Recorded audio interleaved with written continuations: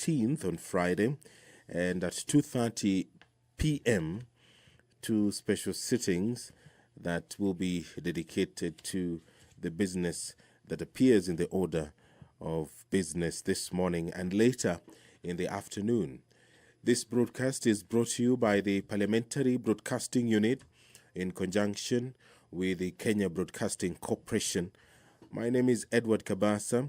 We'll take a look at the order of business this morning on the parliamentary website, that is parliament.go.ke. The order paper is available for your perusal.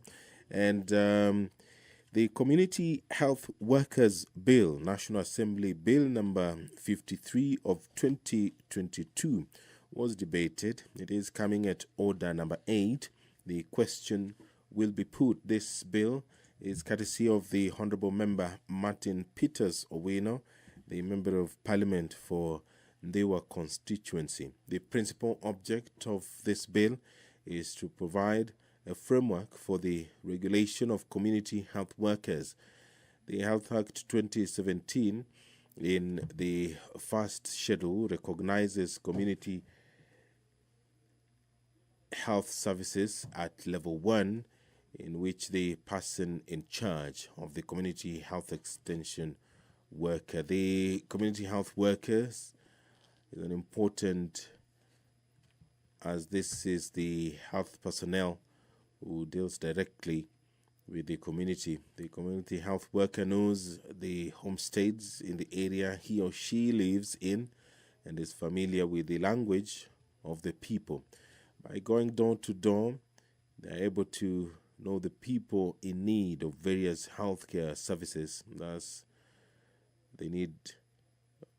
they thus help in preventive health care. However, despite their important role, most of the workers are volunteers and, if lucky, are only paid allowances. It is therefore important to develop a framework for their recognition and regulation so that they are entrenched in the government like other professionals. This bill has been debated and a question will be put, and the members of Parliament will decide on whether or not it should proceed to the Committee of the Whole. In the order of business this morning, a question will be put on the motion by Honourable Emmanuel Wangwe on the consideration of the mediated version of the Sugar Bill, National Assembly Bill number 34 of 2022. And thereafter, the members will go to the Committee of the Whole House and discuss the consideration of Senate amendments to the Food and Feed Safety Control Coordination Bill, National Assembly Bill number 21 of 2023. Also in the order of business this morning is the second reading of the Higher Education's Loans Board Amendment Bill, National Assembly Bill number 58 of 2022, the Parliamentary Pensions Amendment Bill, National Assembly Bill number 5 of 2023, the Public Finance Management Amendment Bill, National Assembly Bill number 38 of 2022, the Political Parties Amendment Bill, National Assembly Bill number 35 of 2022, the Parliamentary Pensions Amendment Bill, National Assembly Bill number 48 of 2022, the Parliamentary Powers and Privileges Amendment Bill, Senate Bills number 37 of 2023. Those bills have been lined up for debate for the second reading, and they appear on the order of business this morning.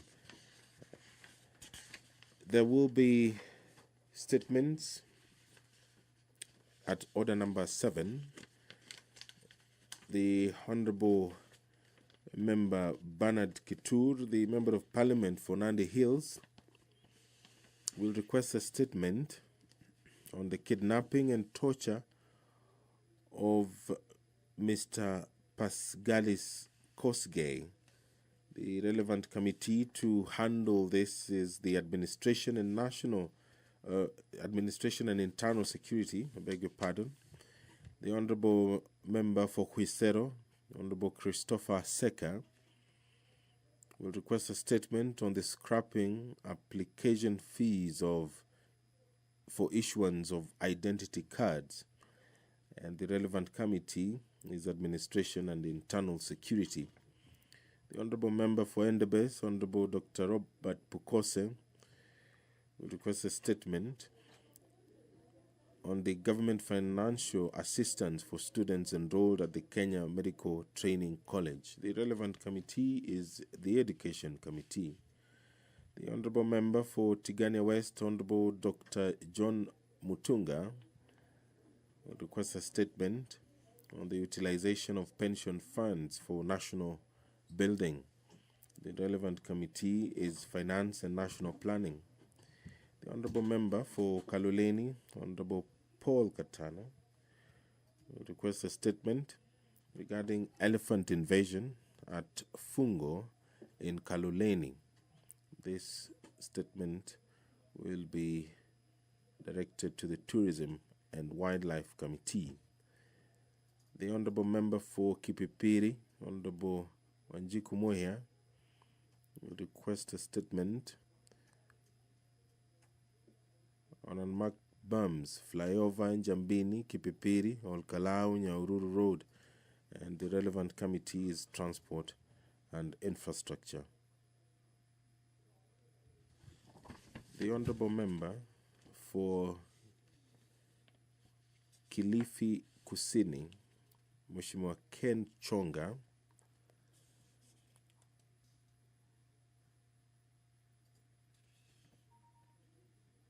we will request a statement from the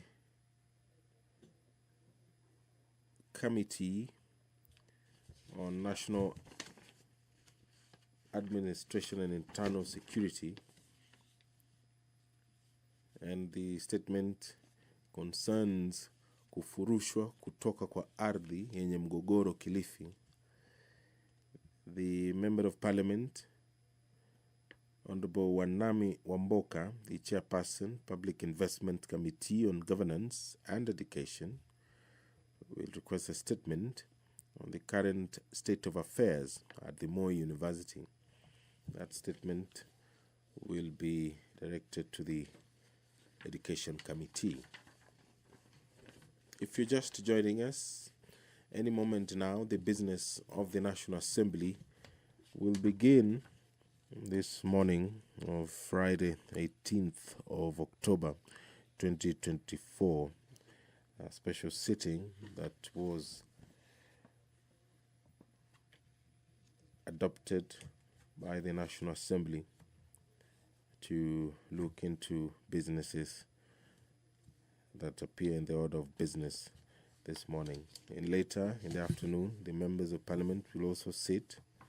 A number of bills have been lined up for debate, most of them for the second reading, including the Environmental Management and Coordination Amendment Bill, National Assembly Bill number 66 of 2023, the Land Control Bill, National Assembly Bill number 39 of 2023, the Equalization Fund Administration Bill, this is a Senate Bill, number 14 of 2023, the Public Finance Management Amendment Bill, National Assembly Bill number 38 of 2022, and the Political Parties Amendment Bill, National Assembly Bill number 35 of 2022. The County Government's Revenue Raising Process Bill, National Assembly Bill number 11 of 2023, is also in the order of business that will be considered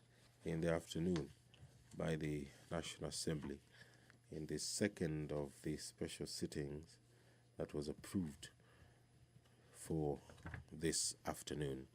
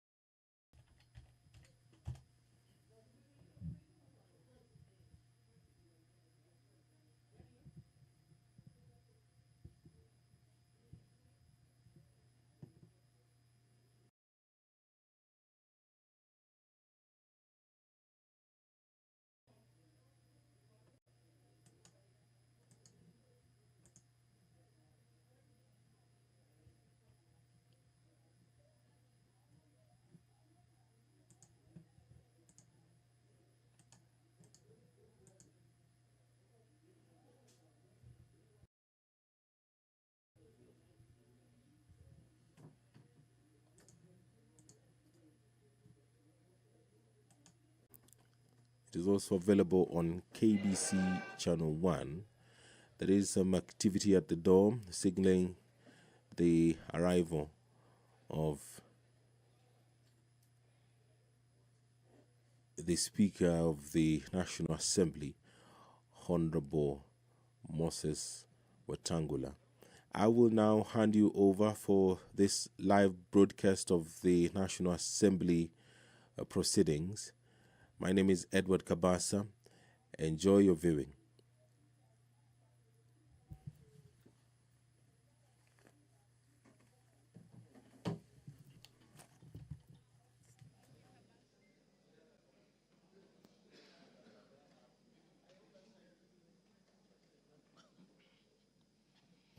Waheshimiwa, tuombe. Ewe Mwenyezi Mungu, ambaye kwa hekima na wema wako umetoa nyadhifa za viongozi na mabunge kwa ustawi wa jamii na utawala wa haki wa wanadamu, tukusihi utazame kwa neema nyingi sisi watumishi wako ambao umeridhika kutuita tutekeleze shughuli muhimu za jamhuri yetu.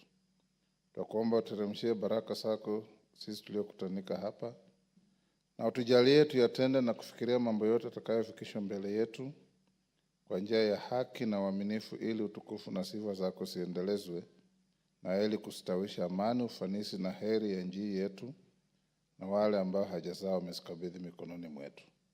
Amen.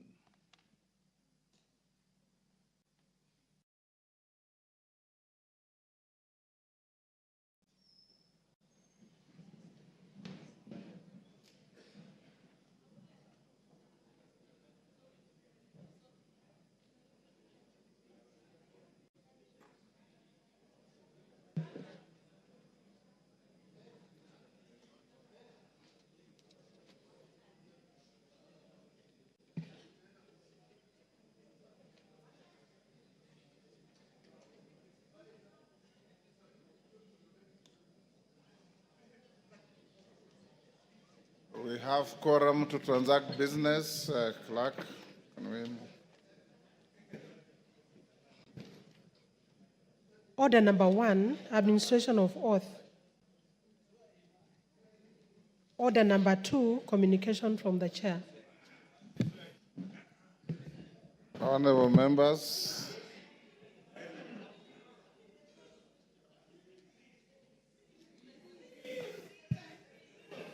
take your seats, honorable members.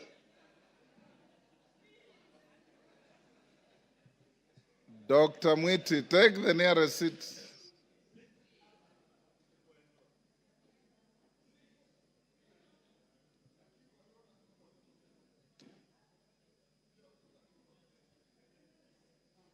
Kiplagat, take the nearest seat.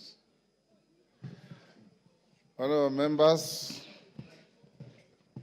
I have 3 communications to make. 2 I'll make now. The third one I'll make after 30 minutes. The first one is a message from the Senate.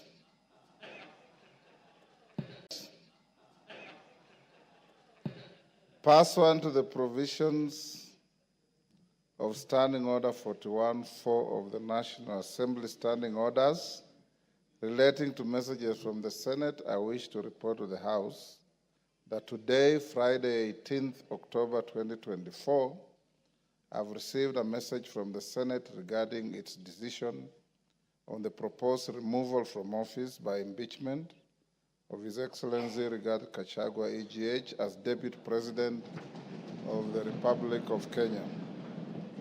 Honorable members, the message conveys that the Senate investigated the matter in accordance with Article 151B and 2 of the Constitution, as read together with Article 145 and Standing Order 79 of the Senate Standing Orders, and after according the Deputy President an opportunity to be heard on Thursday, 17th October 2024, upheld the following impeachment charges against the Deputy President.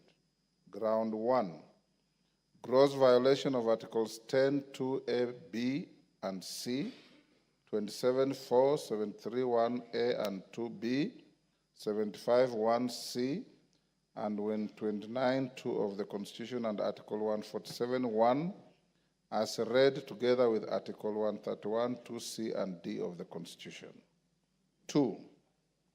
Ground 4. Gross violation of Article 161 of the Constitution on the institutional and decisional independence of judges. Ground 5.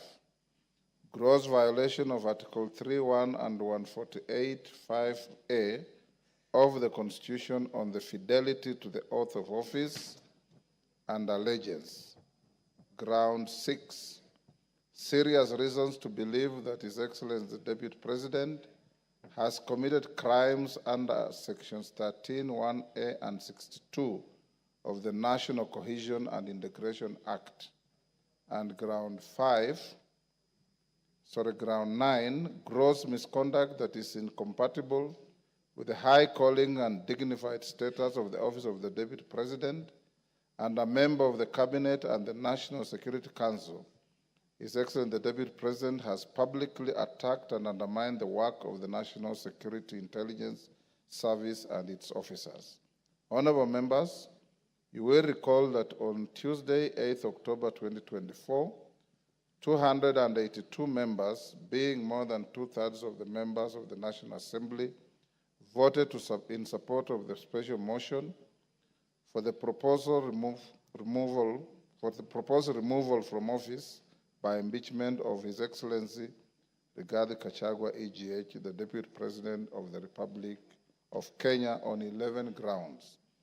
The upholding by the Senate of 5 impeachment charges out of those set out in the special motion therefore concludes the consideration of the process as provided in Article 145 of the Constitution. The House is accordingly informed.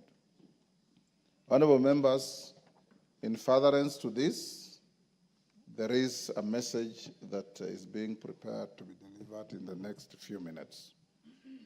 Honorable members, the second communication is on the appointment of members to a mediation committee of the Division of Revenue Amendment Bill. Honorable members,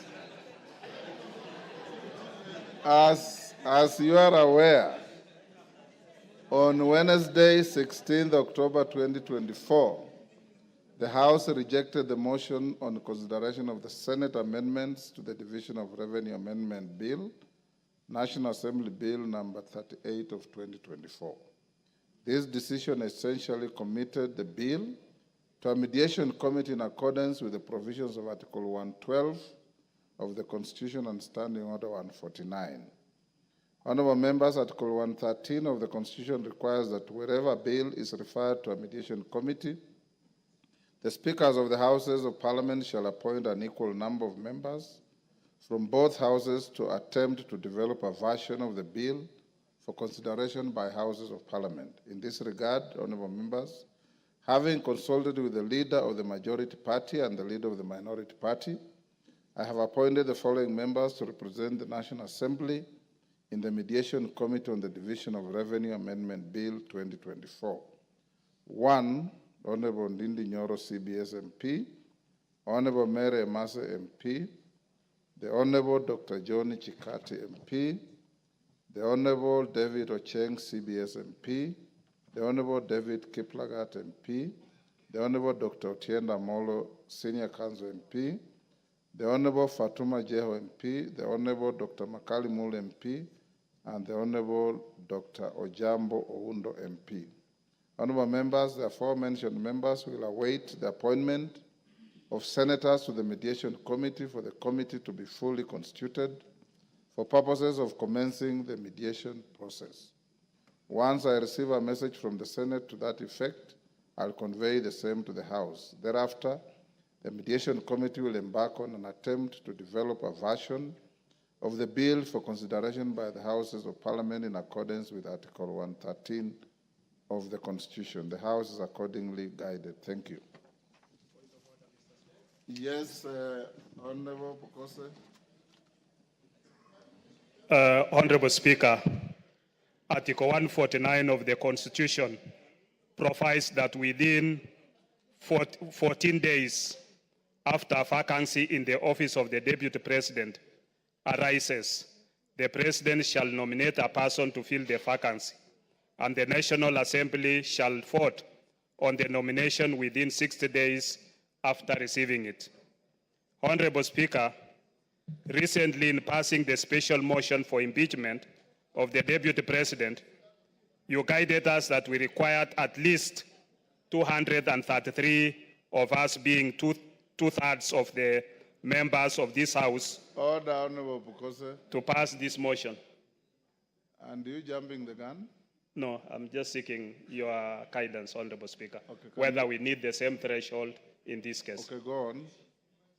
So, Honorable Speaker, is the same voting threshold applicable in this case? I seek your guidance following your communication from the Senate. You are still jumping the gun. Okay. We have a communication from the Senate which requires no comment. Okay. When I give the next message, that is when you will be able to seek that clarification. Thank you. You are guided. Hold your horses. Next.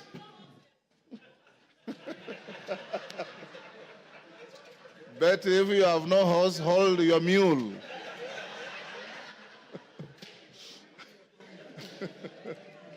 Hold your mule. Order number 3, messages. Order number 4, petitions. Order number 5, papers. Order number 6, notices of motion. Order number 7, questions and statements. Yes, Honorable Wamboka. Honorable Speaker, yesterday you guided that today morning the chairman of Education Committee was supposed to bring a response with regard to opening of Moi University. Kindly, I seek your indulgence, Honorable Chair, so that... Which chair? The chair, Meli. Yes. So, Honorable Speaker, I seek your indulgence so that we can have that university opened. Thank you. Honorable members, that 2 chairmen are directed to bring preliminary statements this morning. Honorable Meli on Moi University, and I think Raso, did I also direct you to bring something? Let's start with Meli. Thank you, Honorable Speaker. Honorable Speaker, I stand here to respond to your direction yesterday that indeed Moi University is in a crisis, and as I submitted the statement from Honorable Wamboka on the issue of the university. However, Mr. Speaker, I received a response which is very inadequate, and it could not address the issues that Honorable Wamboka and this House demanded from the Ministry of Education, and more importantly from the PS. And therefore, Honorable Speaker, it would not be good that I redirected again that all the salient issues that were raised in the statement be addressed, because it was such a generality that it could not address those particular issues. So I decided not to read that particular statement, and I took it back to the ministry. Thank you, Honorable Speaker.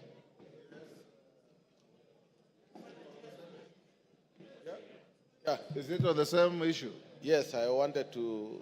Go ahead.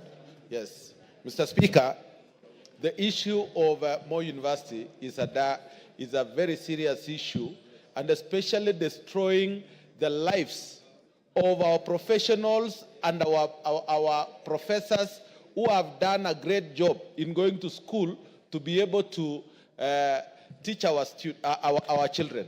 Mr. Speaker, we want the ministry to take seriously this matter, because taking it lightly, and yet we are talking about the lives of people who are working there. They have lost their pensions, they don't have an increment of salaries, and they have been put on CRB.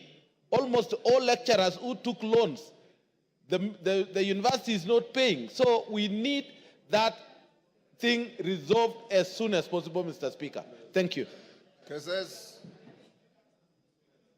Yes. Thank you so much, Mr. Speaker.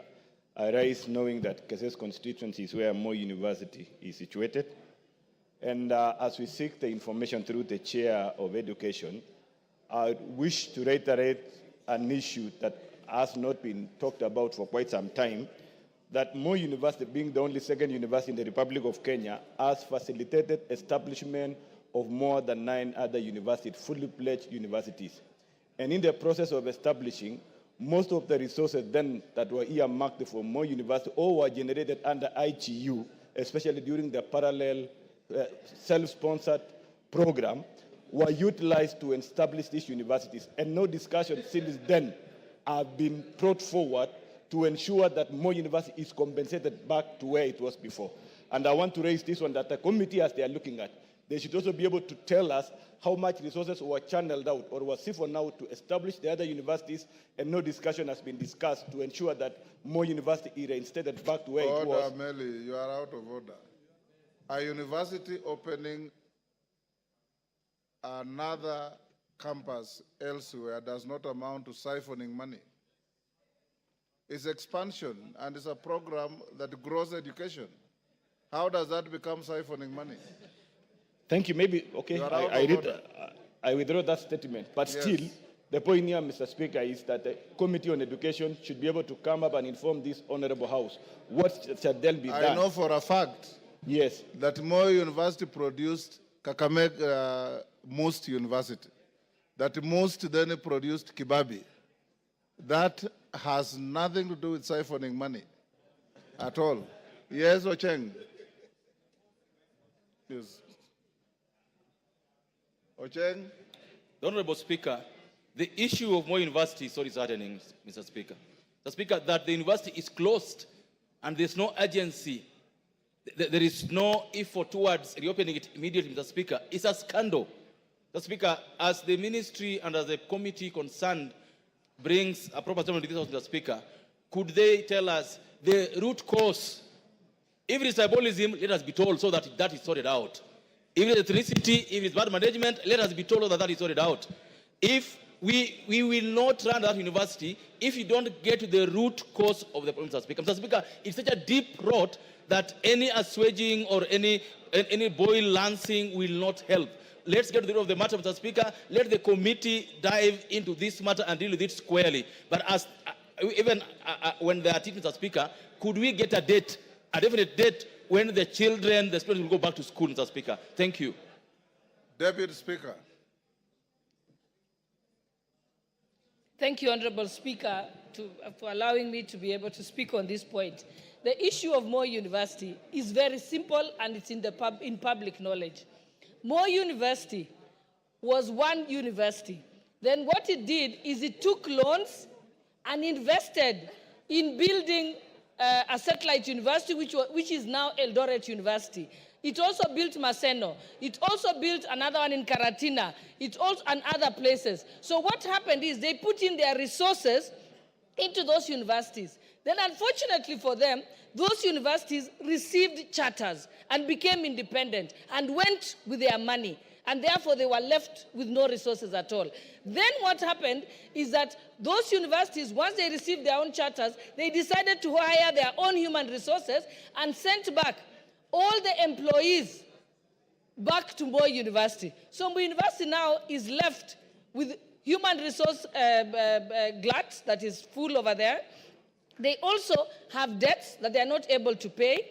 And so the only way to save Moi University is for the National Treasury to agree to put in resources, pay off the debts, and recapitate Moi University. Another challenge with Moi University is it has a capacity of 14,000 students. But at the moment, under the COOPS program, they only get 5,000 students. With 5,000 students, they are not capable of being able to run, even to break even. They need a minimum of 10,000 students to be able to receive sufficient resources to be able to run the university. So we need to just look at it pragmatically and decide that money has to be put into Moi University for it to come back on its feet. Thank you, Honorable Speaker. Is that Nabi? Nabi Nabwera? Thank you, Mr. Speaker. I have 4 points to make on Moi University. And I'm making this point as an alumni of Moi University. Point number 1. Yes, of Moi University. Number 1, Mr. Speaker, unless we address the governance issues in Moi University, we are lying to ourselves. The issue about Moi University is governance. Number 2, Mr. Speaker, it is very disheartening that Moi University, with more than 3,000 hectares of land, which one of us in here has taken over and is stealing that land without paying Moi University. Truth be told. Number 3, the assets of Moi University. Order, Nabi Nabwera. That general statement casts aspersions. Take your seat. Casts aspersions on the entire House. When you say one of us in this House, order members. Order. Rindikiri, take your seat. When you say one of us in this House is tilling 3,000 acres of Moi University, one of us includes the Speaker. I am not doing any such thing. Yes. I'm doing no such thing. So you must be responsible for what you are saying. If you have no facts, that statement will be struck off from the Hansard. Mr. Speaker, yes. I promise to come with evidence, then I will name the person. When will you bring the evidence?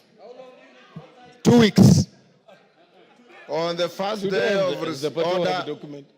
on the first day of resumption after the short recess, Mr. Speaker, you must bring evidence to the House. Yes, I will.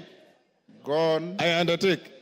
The third point, Mr. Speaker, on the issue of students' capacity of Moi University. It has something to do with how well the university is run. There is nothing KUSP can do. If the students know Moi University is poorly run, they will not apply to go to that university. They cannot be forced to go to a university which is poorly run. Therefore, Mr. Speaker, I'm calling upon the Minister of Education, and especially the Council of University Education, to do its role of quality assurance, to do its role of ensuring that they supervise the university so that that university goes back to where it was. Thank you, Mr. Speaker. Yes, Kainan. Thank you, Mr. Speaker. Mr. Speaker, as alumni of Moi University, and as the first alumni ever to be elected to a public office, Mr. Speaker, I'm actually shocked, dismayed, and flabbergasted to see that giant institution today struggling. Mr. Speaker, we must call a spade a spade. Mr. Speaker, during our time, Moi University was everything in terms of infrastructure, in terms of academic excellence, in terms of everything. Mr. Speaker, will I be right without appearing not to be preemptive? Taking into account the circumstances that we have an ad hoc committee, not the education committee alone, an ad hoc committee that will bring together the best minds from this House, Mr. Speaker, to investigate the circumstances that has grounded Moi University to where it is, and Mr. Speaker, and suggest remedial measures, Mr. Speaker, as it is. As somebody has rightly alluded, Mr. Speaker, the problem is not even funding alone. The problem is chronism. The problem is abuse, Mr. Speaker, and we are all aware of the history of this university. Mr. Speaker, once and for all, we must side with Moi University so that Moi University does not join the league of institutions that have been run down, Mr. Speaker. Mr. Speaker, I beg your indulgence to allow us to bring a committee, an ad hoc committee, so that this issue can be dealt with once and for all and comprehensively. Thank you, Mr. Speaker. Yes, Mandazi. Thank you so much. Speaker, as one of the graduates of Moi University, I'm really disappointed with the way the university is being managed as at now. Mr. Speaker, I got the name Mandazi from Moi University. when it was a university then. I want to say, Mr. Speaker, what Moi University is suffering is issue of governance. Number two, Mr. Speaker, management in the university has to be sorted out. After sorting out the issue of management, Mr. Speaker, the government has to deliberately put money in the institution because Moi University helped develop other universities. And in so doing, it has gone down. It is time that the Ministry of Education see to it that Moi University comes back to life as the way it was when we schooled there, Mr. Speaker. Otherwise, I want to support that Moi University is taken back to where it was when we schooled there, and that is where I got the name Mandazi, because I was selling Mandazi to other university students, including Majority Leader from the Senate, including the Honorable Cecilia Ngitit. That is where I got Mandazi, and then it was a school, it was a university, and students who graduated from Moi University, including myself, were respected then.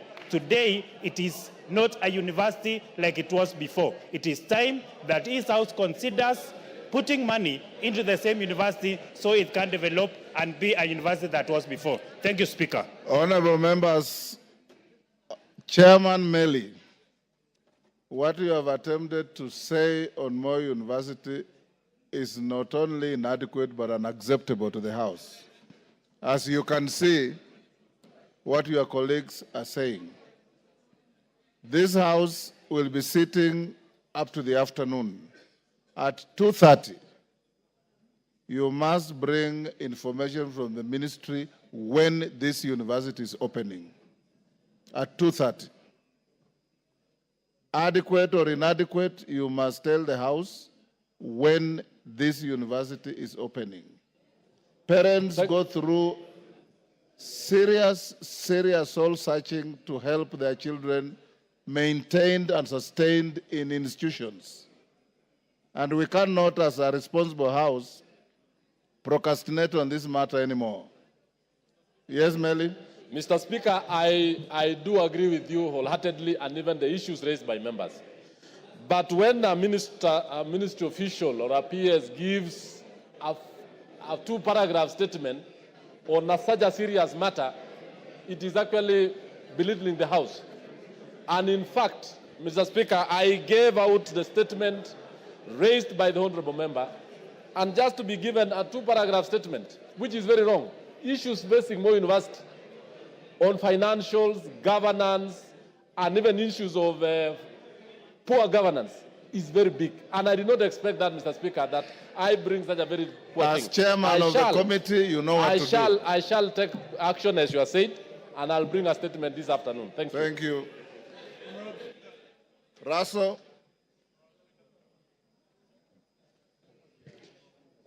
Thank you very much, Honorable Speaker.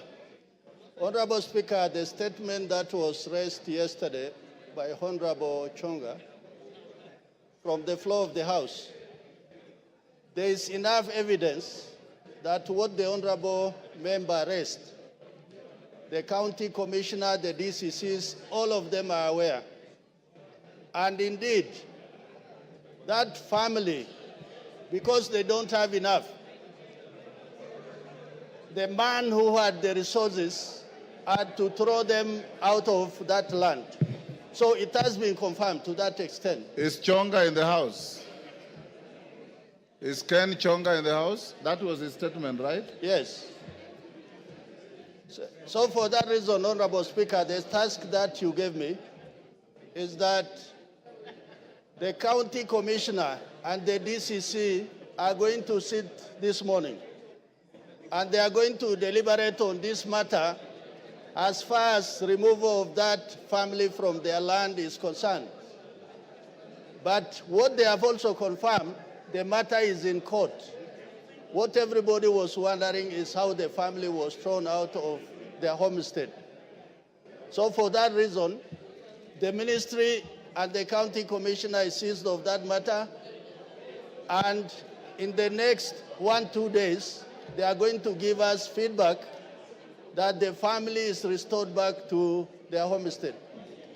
That is what we have gathered so far, Honorable Speaker, but we'll also not leave it to that, we'll follow it up. Thank you, Honorable Speaker.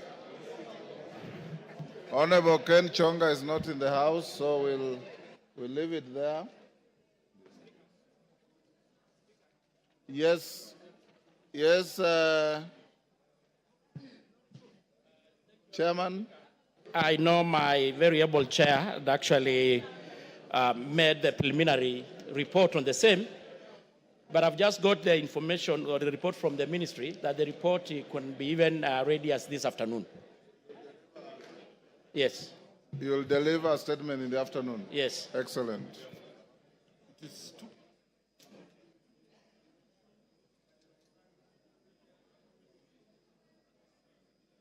Member for Moyale, Jaldesa Guyo.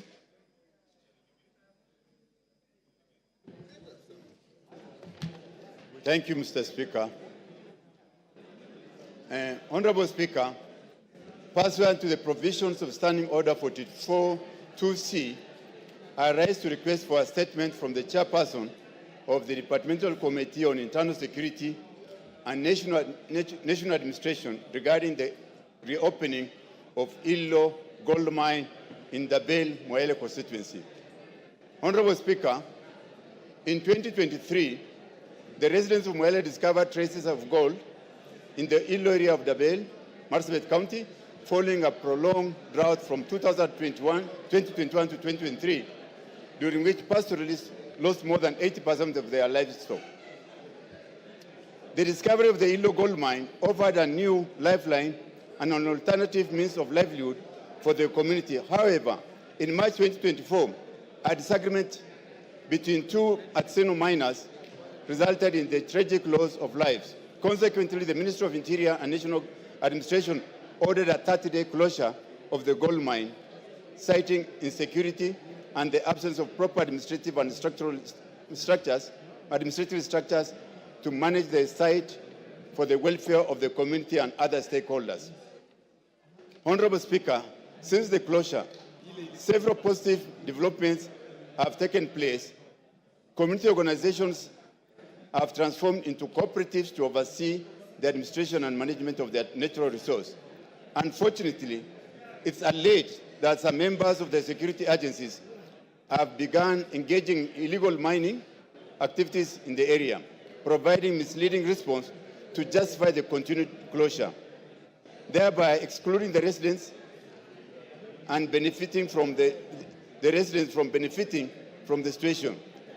In September 2024, Marsabit County leaders met with the Cabinet Secretary for Ministry of Interior and National Administration to discuss the reopening of the Illo gold mine and other security concerns. Although there was an unanimous agreement to reopen the mine, just 2 weeks later, the Cabinet Secretary extended the closure by another 30 days, further disadvantaging the local community. Honorable Speaker, it's against this background that I request for a statement from the chairperson of the Departmental Committee on Internal Security and National Administration on the following. 1, a report on the status on progress toward the reopening of the Illo gold mine. Number 2, actions being taken by the Ministry of Interior and National Administration to facilitate the reopening of the Illo gold mine, along with the implementation of necessary administrative and security structures to safeguard lives, property, and the welfare of the local community. And finally, efforts to ensure that the cooperative established by the residents are recognized by the as the legitimate artisanal miners. Thank you, Mr. Speaker. Order, honorable members. Clerk will go back to order number 3. Order, members, take your seats. Order number 3, messages. Members on their feet, take your seats. Order, honorable members, take your seats. Honorable members, I have a message from the President on the nomination of Professor Kithure Kindiki EGH to fill the vacancy in the office of the Deputy President of the Republic of Kenya. Order. Order, members. Honorable members, pursuant to the provisions of Standing Order 42.1, I wish to report to the House that today morning I have received a message from His Excellency the President regarding the nomination of Professor Kithure Kindiki, EGH, to fill the vacancy which has occurred in the office of the Deputy President of the Republic of Kenya following the impeachment of the previous office holder. Honorable members, as you are aware, Article 149(1) of the Constitution provides as follows, and I quote, "Within 14 days after vacancy in the office of the Deputy President arises, the President shall nominate a person to fill the vacancy and the National Assembly shall vote on the nomination within 60 days after receiving it." Honorable members, as you are aware, for a person to hold the office of Deputy President, the person must meet the requirements specified in Article 148, as read together with Article 137 of the Constitution. In the message, His Excellency the President indicates that as a prerequisite to the nomination, he sought and received confirmation from the Independent Electoral and Boundaries Commission, IEBC, that the candidate is qualified to vie for election as a member of Parliament in accordance with Article 137(1) of the Constitution. Further, His Excellency the President confirms that he has sought and received clearances from the following institutions with respect to the candidate. 1, the Kenya Revenue Authority, KRA. B, the Ethics and Anti-Corruption Commission, EACC. C, the Directorate of Criminal Investigations, DCI. D, the Higher Education Loans Board, HELB. And E, the Commission for University Education. Honorable members, in a testament to the foregoing, His Excellency the President has annexed the following documents in relation to his nominee. A, certified true copy of his certificate of birth. B, certified true copy of his national identity card. C, certified copies of his university degrees and other academic certificates.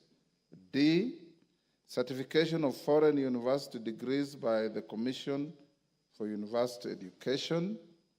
E, passport size photograph. F, curriculum vitae and testimonials. G, confirmation of compliance with Article 137 of the Constitution from the Independent Electoral and Boundaries Commission, IEBC. H, confirmation of citizen status by the National Registration Bureau, Office of the Registrar of Persons. I, confirmation of membership status in a political party from the Office of the Registrar of Political Parties, ORPP. J, policy party membership confirmation from the United Democratic Alliance, UDA. K, Chapter 6 of the Constitution, statutory clearances on leadership and integrity from 1, tax compliance certificate, Kenya Revenue Authority. 2, Ethics and Anti-Corruption Commission. 3, certificate of good conduct from the Directorate of Criminal Investigations, DCI. 4, Compliance Higher Education Loans Board. And 5, credit report and certificate of clearance from the Credit Reference Bureau. In view of the foregoing, honorable members, and having perused the attached documents, I am satisfied that the candidate meets the requirements under Article 148, as read together with Article 137 of the Constitution, to fill the vacancy in the office of the Deputy President. Consequently, the nomination is properly before the House for purposes of the decision required under Article 149(1) of the Constitution. Honorable members, Article 149(1) of the Constitution states that upon receipt of a nomination of a person to fill a vacancy in the office of the Deputy President of the Republic of Kenya, the House is required to vote on the nomination. Considering that the House is scheduled to proceed on recess at the rise of the House this afternoon, I'll convene a meeting of the House Business Committee immediately hereafter to deliberate on the next steps to be taken by the House. Thereafter, I will guide the House on the decision of the House Business Committee, and the House is accordingly guided. I thank you.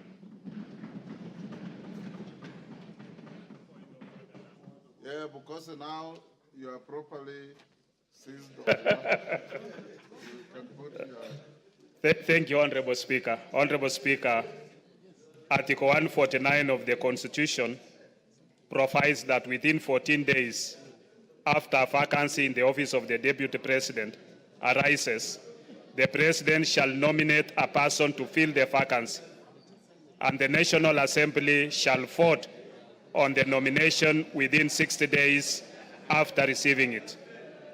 Honorable Speaker, recently in passing the special motion for impeachment of the Deputy President... Order, Angela, he's on a point of order. So, Honorable Speaker... Yeah, order, Angela, what is it?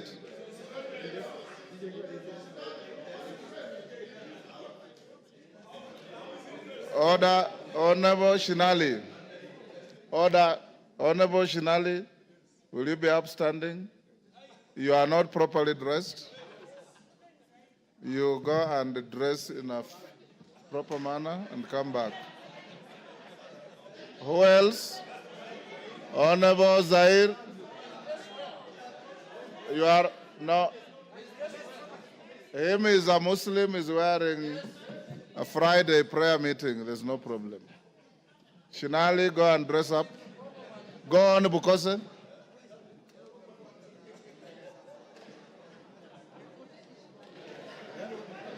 Honorable Speaker, recently in passing the special motion for impeachment of the Deputy President, you guided us that we required at least two-thirds, that is 233 members, of us being two-thirds of the House to pass the motion. Honorable Speaker, is the same voting threshold applicable in this case? I seek your guidance of the matter. Thank you, Honorable Speaker. Thank you. Honorable Nyikal.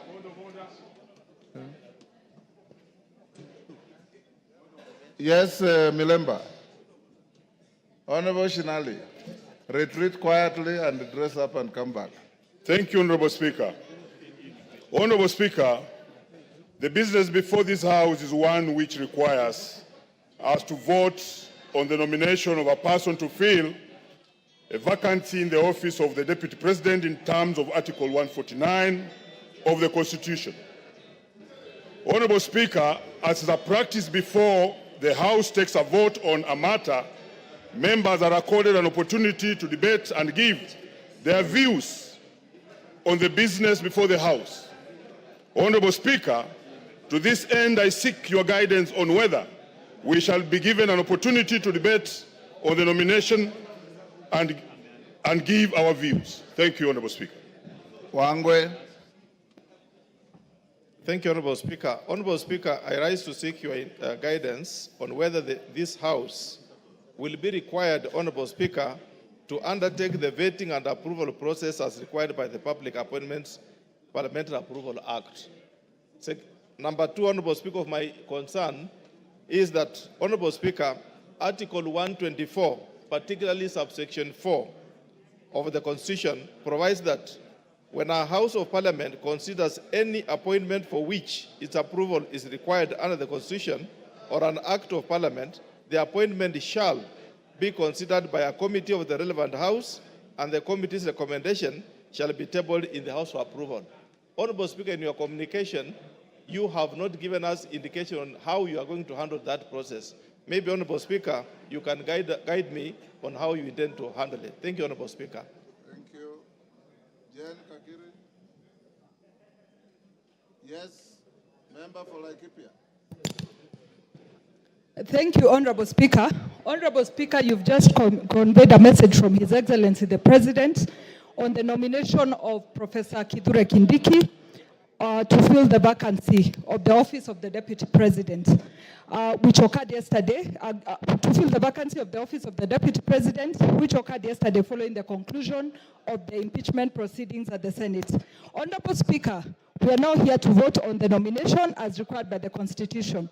Honorable Speaker, could you please guide the House on whether we are acting within the constitutional deadline, and is it in order for the nomination to happen today after receiving the notification from the President today?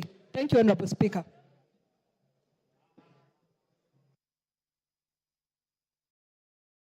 With those clarifications sought by members after the House Business Committee meeting, honorable members, I will now require the Deputy Speaker to come to the chair and carry on with the proceedings. Members of the House Business Committee, move to room 9 for a meeting, whereafter we will resume the proceedings of the House. And I'll guide the issues raised by Honorable Pukose, Jane Kakiri, Wangwe, and Omboko Milemba at the next resumption. Yes, what's your point of order, Honorable?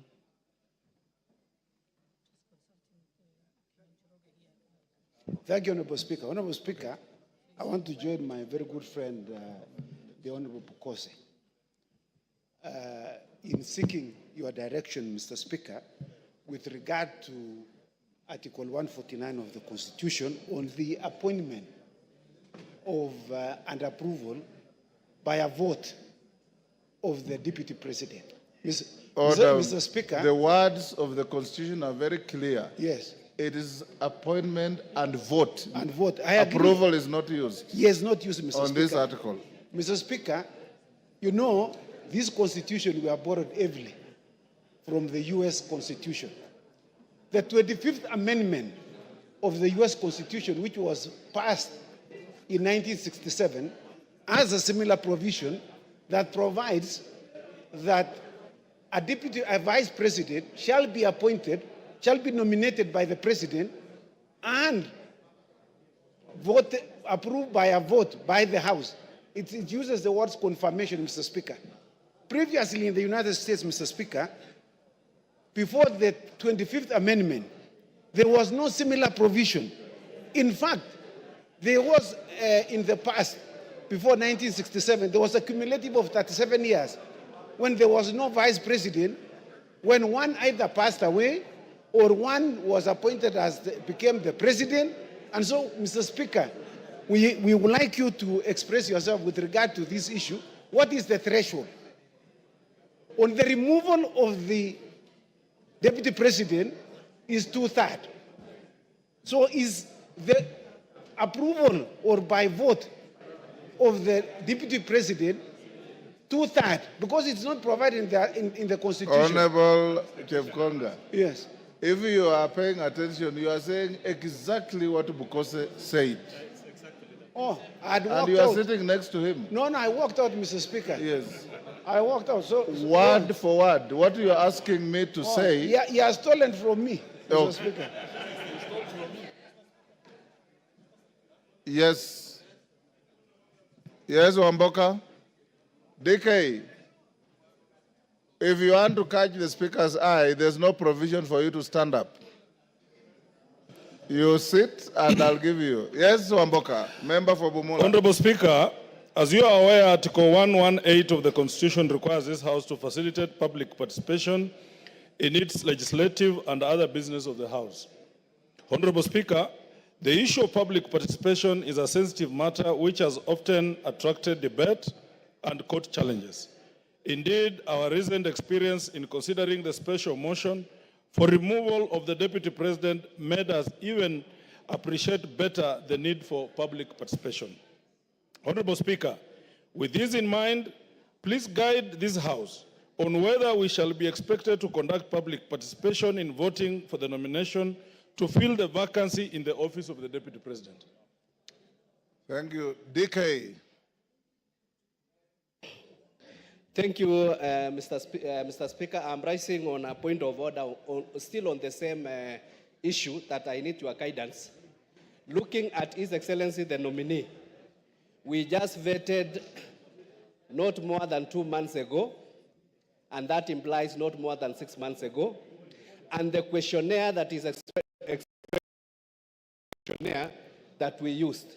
Why don't we use the same motion and we use the same output and we just put the motion and we put the question and we finish today? Thank you. Drought. Yes. Thank you, Mr. Speaker. Mr. Speaker, it's great that Honorable Kithure Kindiki has been nominated by the President. My question is, Mr. Speaker, will IEBC have to be involved as the same was done during the election, or it is not a factor in this case? While I congratulate Kithure Kindiki for nomination. Donya, what is it? Mr. Speaker. On the same issue? Yeah, on the same issue. Go ahead. He's saying that we use the same questionnaire that he used as the interior for the position of the Deputy President. He's incorrect because you cannot use the same questions when it is a different docket. He's out of order. Thank Mr. you for Speaker. helping the Speaker. Yes, Member for Langata.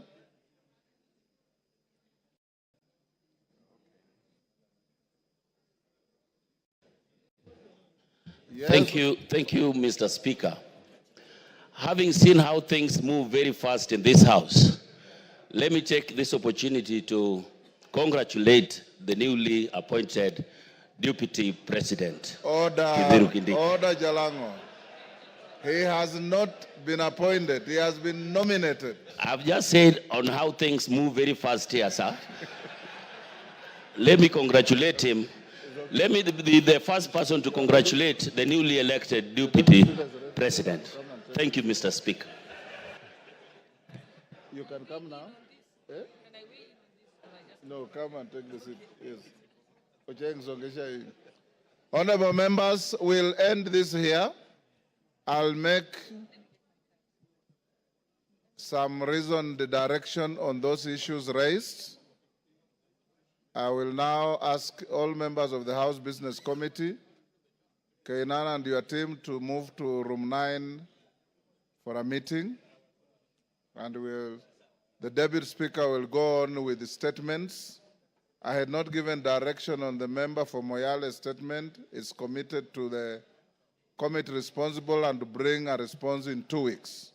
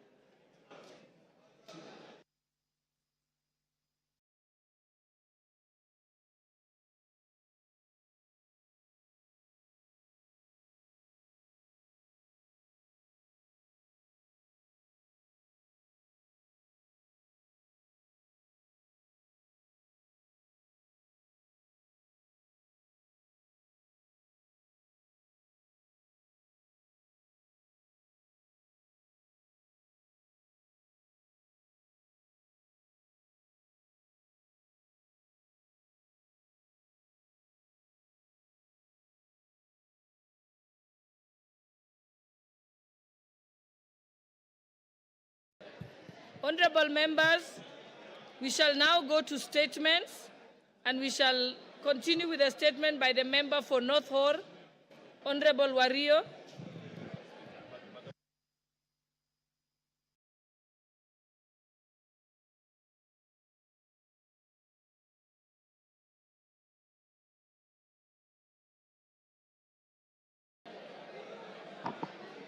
Thank you, Honorable Speaker.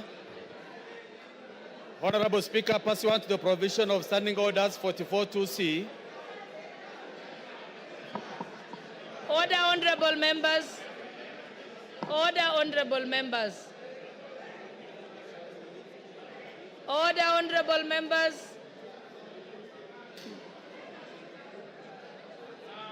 Order, honorable members. Honorable Wario, you may proceed. Honorable Speaker, pursuant to the provision of Standing Orders 44.2c, I rise to request for a statement for the chairpersons of the Departmental Committee on Agriculture and Livestock and Departmental Committee on Regional Development regarding the perpetual drought crisis and resultant loss of lives and livelihoods in arid and semi-arid lands, and especially in Northern constituency. Honorable Speaker, Northern Kenya is largely arid and semi-arid lands, and as a result, it is highly susceptible to the vagaries of climate change and climate-induced disasters. During the recent drought, there were several lives lost due to unmitigated droughts and persistent famine in the region. Furthermore, the ASAL regions lost an estimated 2.6 million livestock, which the NDMA estimated to be worth 226 billion. It is worth noting that Northern constituency, spanning 39,000 square kilometers, 1.5 times size of Rwanda, is the largest constituency in Kenya and optimizes the challenges faced by the northern region. This area, highly susceptible to climate change and climate-induced disasters, has recently witnessed devastating losses. Communities lost over 90% of their livestock. Malnutrition rates rose to 3 times the global average. Thousands of the children drop out of school. Even with the recent normal rains, the population in North still faces life-threatening food crisis, with minimal and intermittent government support through relief foods. Despite the availability of vast land as the main factor of production and the ability to predict these weather conditions and with the use of ICT-based technology, the government interventions have largely been reactive and short-term, perpetuating cycle of dependency. Honorable Speaker, the Northern Kenya Development Plan is a sustainable plan to cushion communities in the region from the adverse effects of the climate change and climate-induced disasters. Unfortunately, this plan is yet to be implemented to transition pastoralists and victims of climate disasters from dependency of relief food to long-term and sustainable livelihoods and food security interventions.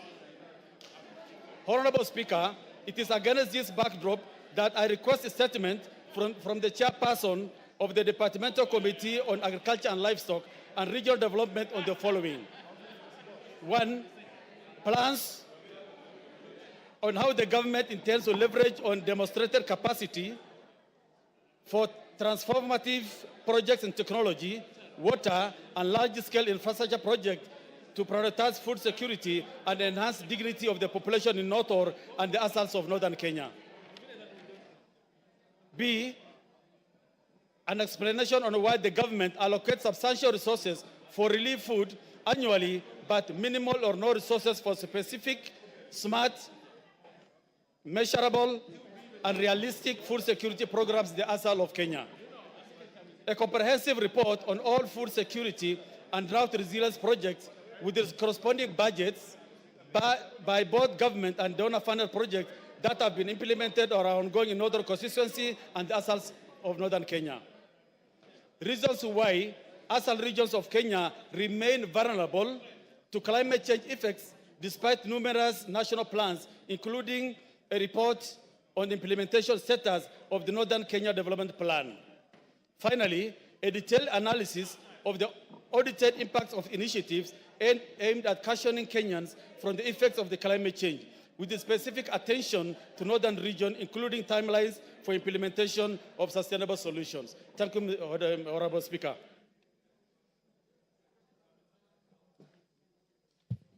Thank you. That falls under the which committee?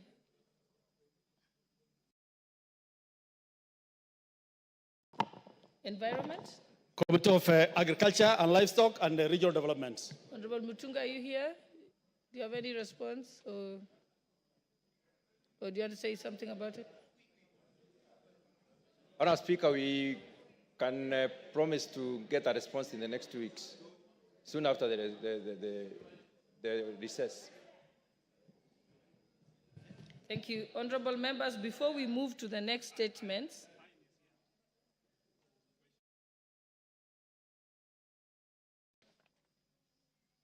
yes, I will come to the questions. What I want to do is, before we continue with the statement, the answers to the statements,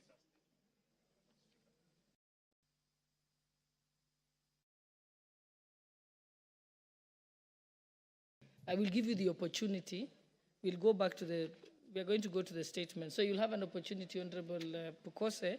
But before we proceed with the statements, allow me to reorder the order paper. And we will go to order number 8 to put the question, and also order number 9, and then we can go back to statements. Okay. So, honorable members. Oh, yeah, read out. Order number 8, the Community Health Workers Bill, National Assembly Bills number 33 of 2022, second reading, question to be put. Honorable members, I now put the question that the Community Health Workers Bill, National Assembly Bill number 53 of 2022, be read a second time. Will as many as of that opinion say aye? Aye. Will as many as of the contrary opinion say nay? The ayes have it. Next order. A bill for an act of parliament to make provision for the training, registration, and licensing of community health workers, to regulate their practice, to provide for the establishment, powers and functions of the Community Health Workers Council of Kenya, and for connected purposes. Order number 9, motion, consideration of the mediated version of the Sugar Bill, National Assembly Bills number 34 of 2022. Question to be put.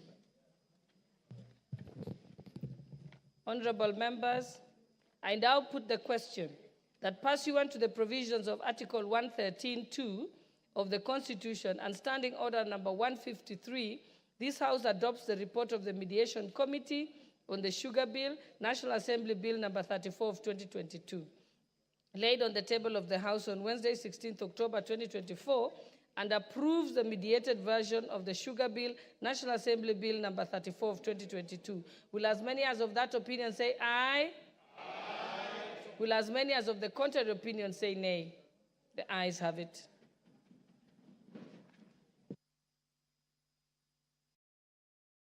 So, honorable members, we go back to statements, and I think we have the statement. Yours not the first one, Honorable. Yes, I have the list here. I think we are starting with the one for Honorable Bernard Kitur, MP for Nandi Hills. I think it was supposed to be answered by the Administration and Internal Security Committee.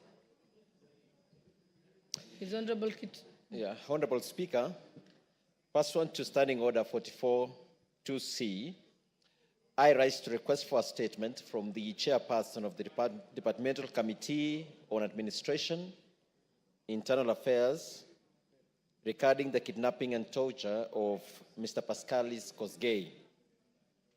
Honorable Speaker, on the 15th July 2024, Mr. Pascalis Kosgei of ID number 26289458, the chairman of the Nandi Hills Border Association, was kidnapped in Kerengwet village, Nandi Hills constituency.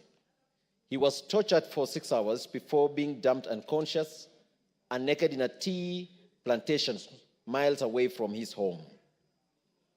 This incident occurred on the same day he led a major demonstration alongside other area leaders against multinational tea estates, demanding increased employment for locals and a reduction in the use of tea plucking machines.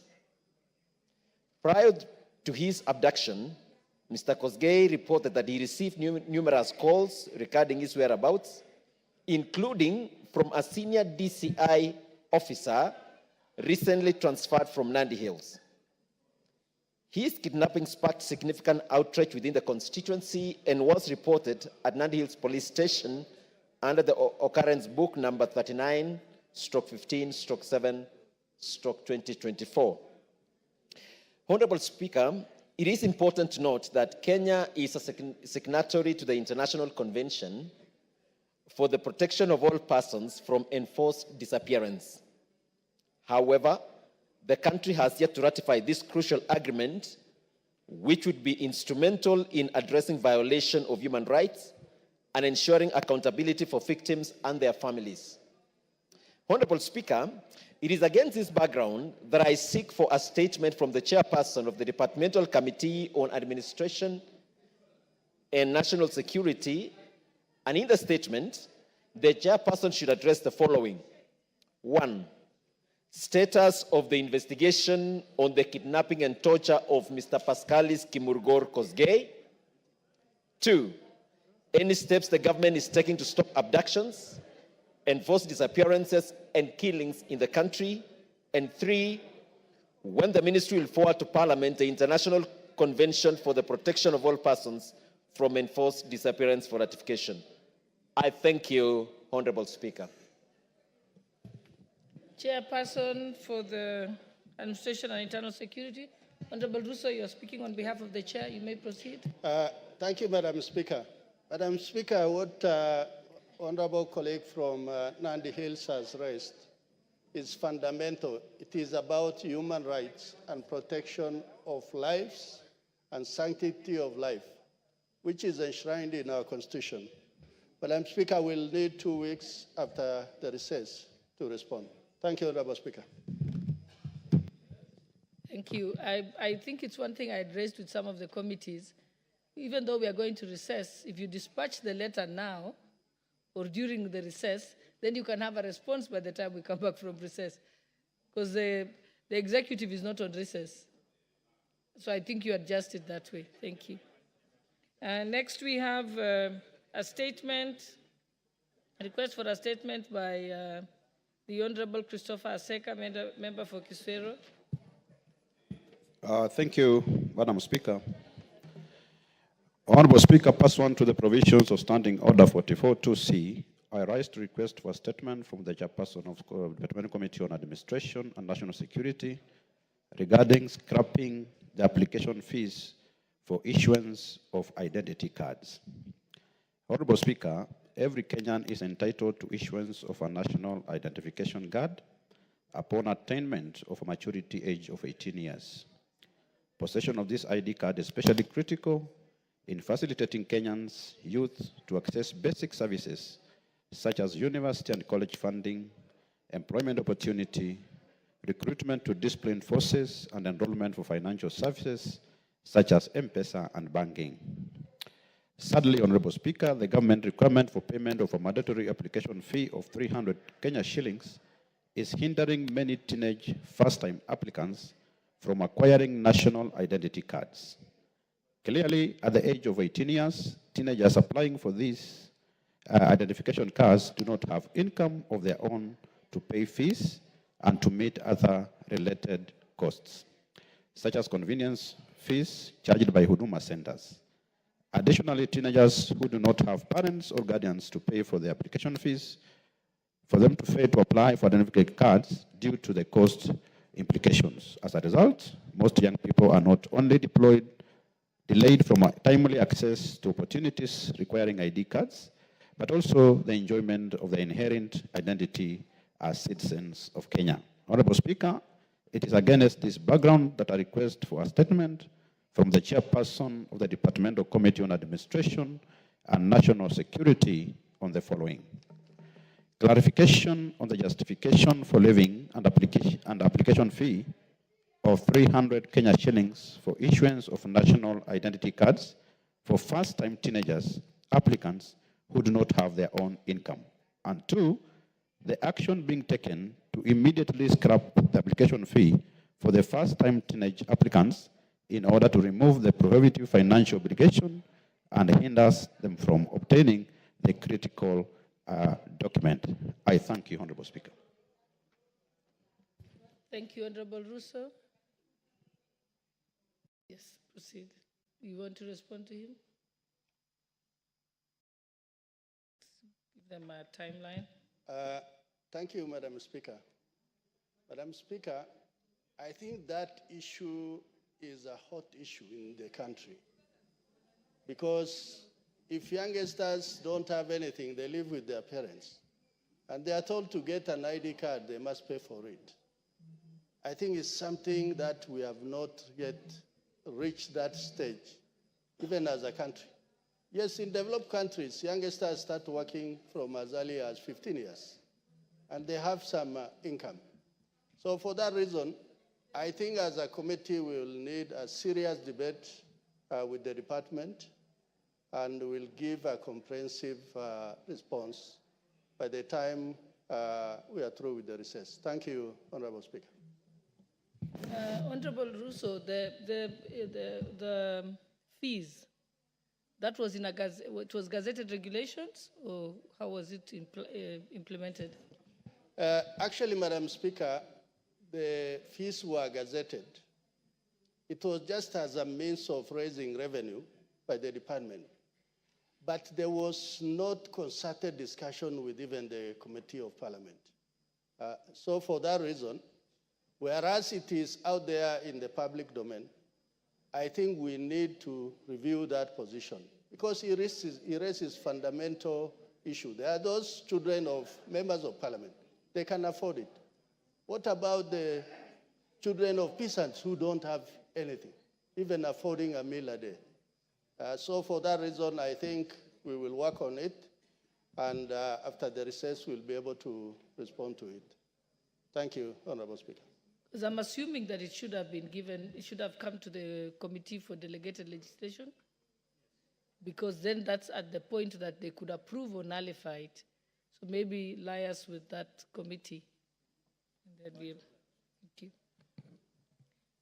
Okay, the next request for a statement is by Honorable Dr. Robert Pukose.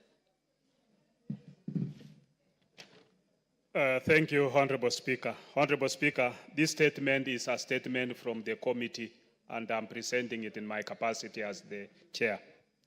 Honorable Speaker, pursuant to Standing Order 44.2c, I rise to request for a statement from the chairperson of the Departmental Committee on Education regarding government financial assistance to students enrolled at the Kenya Medical Training College. Honorable Speaker, this matter is of great significance to many aspiring medical professionals across our nation, as KMTC students are integral to our healthcare system. Their training and expertise directly contribute to the quality of care provided to our citizens. Ensuring that these students receive adequate financial assistance is essential not only for their success, but also for the future of healthcare in Kenya. Honorable Speaker, it is against this background that I seek for a statement from the chairperson of the Departmental Committee on Education on the following. 1, to clarify whether KMTC students currently placed in KMTC campuses by the Kenya Universities and Colleges Central Placement Service, KUPS, are entitled to the financial assistance provided by the Higher Education Loans Board, HELP, that is available to all students pursuing higher education in Kenya. 2, indicate if KMTC students are eligible for student loans offered under the purview of the Ministry of Education, and if so, when will they receive financial assistance, including student loans under the new funding model being introduced by the Ministry of Education. 3, state whether the Ministry of Education continues to allow the Ministry of Health through KMTC to collaborate with the Higher Education Loans Board in dispersing student loans to students at medical training college as has been practiced previously. 4, explain the actions taken by the Ministry of Education to ensure that KMTC students have access to financial assistance, thereby promoting equity and inclusivity in higher education financing comparable to that of other students across the country. And if you could allow my Vice Chair, Honorable Speaker, to also make a comment on it. Okay, proceed, Honorable Patrick.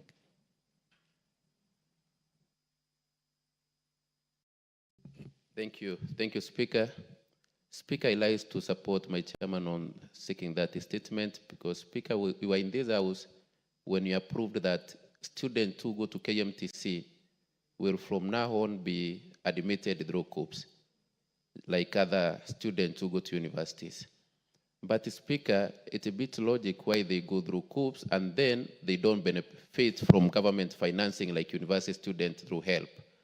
So, Speaker, what we are urging as a committee is that let students who go to KMTC, since they go through COOPs like other university students, also benefit from higher education launch board in financing the education, Madam Speaker. Madam Speaker, as we try to achieve universal health coverage in this country, the most important candidates that will help us to achieve UHC in this country are the nurses, are the clinic officers, are the public health officers, and the KMTC trains the back of this lot, Madam Speaker.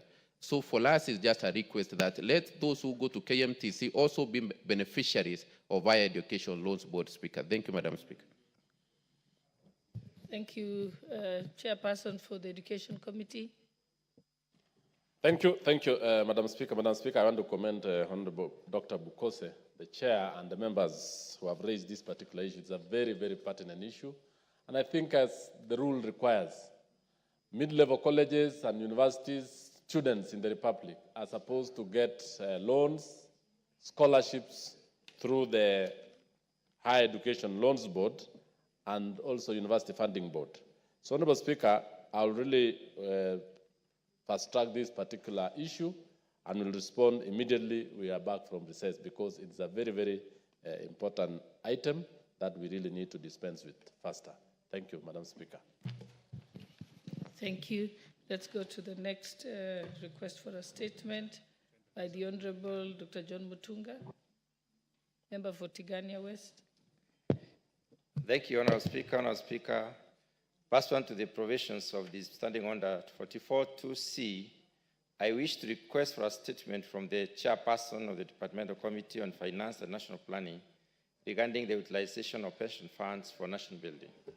Honorable Speaker, the Retirement Benefit Act 1997 provides for among other things,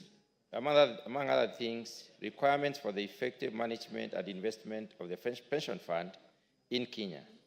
The statute also establishes the Retirement Benefits Authority, which oversees the prudent management of pension schemes and ensures responsible investment of pension funds. The funds represent a significant pool of long-term capital that, when strategically invested, can greatly contribute to national development.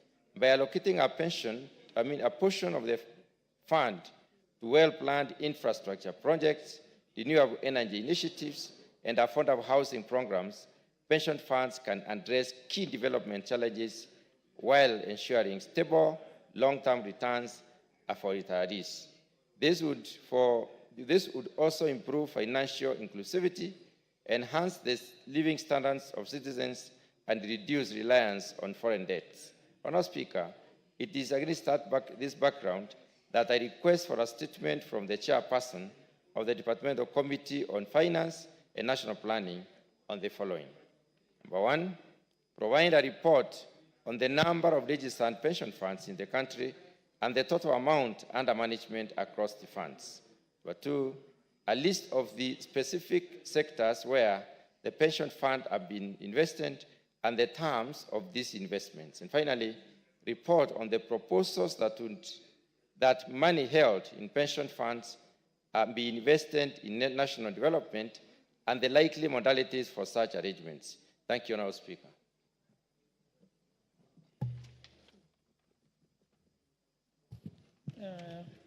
The Chairperson for the Committee on Finance and National Planning, Honorable Kuria. Thank you, Honourable Speaker. Honourable Speaker, I want to thank the Honourable, my colleague, the Chair for Agriculture, Mutunga, for requesting for this statement. And I think the committee will endeavour to go far beyond the sort statement sought. Honourable Speaker, the savings, pension savings as a percent of GDP in Kenya is between 10 and 15%. And this is way lower than the global average of around 50 to 100%. So, and maybe one of the reasons why even we lag behind in terms of our pension savings as a percent of equal GDP level could be that we are not maybe investing these pension schemes as we should. And therefore, the Parliamentary Committee on Finance and National Planning will endeavor to meet the relevant authorities, including the Retirement Benefit Authority and all the other pension schemes, Honourable Speaker, and see how they are investing those monies, ensuring that even they're not just, the savings are not just used for development of this country, but also, and most importantly, the savings are safeguarded, so that when our pensioners get to retire, they are assured that they're going to get their pensions on time, and that they're going to grow the funds and make sure that they're used for the economic development in this country. So, Honourable Speaker, if you give us 2 weeks, we should be able to respond to the statement sought by the Honourable Mutunga. I thank you, Honourable Speaker. Okay, thank you. Next request for a statement is by the Honourable Paul Katana, member for Kaloleni.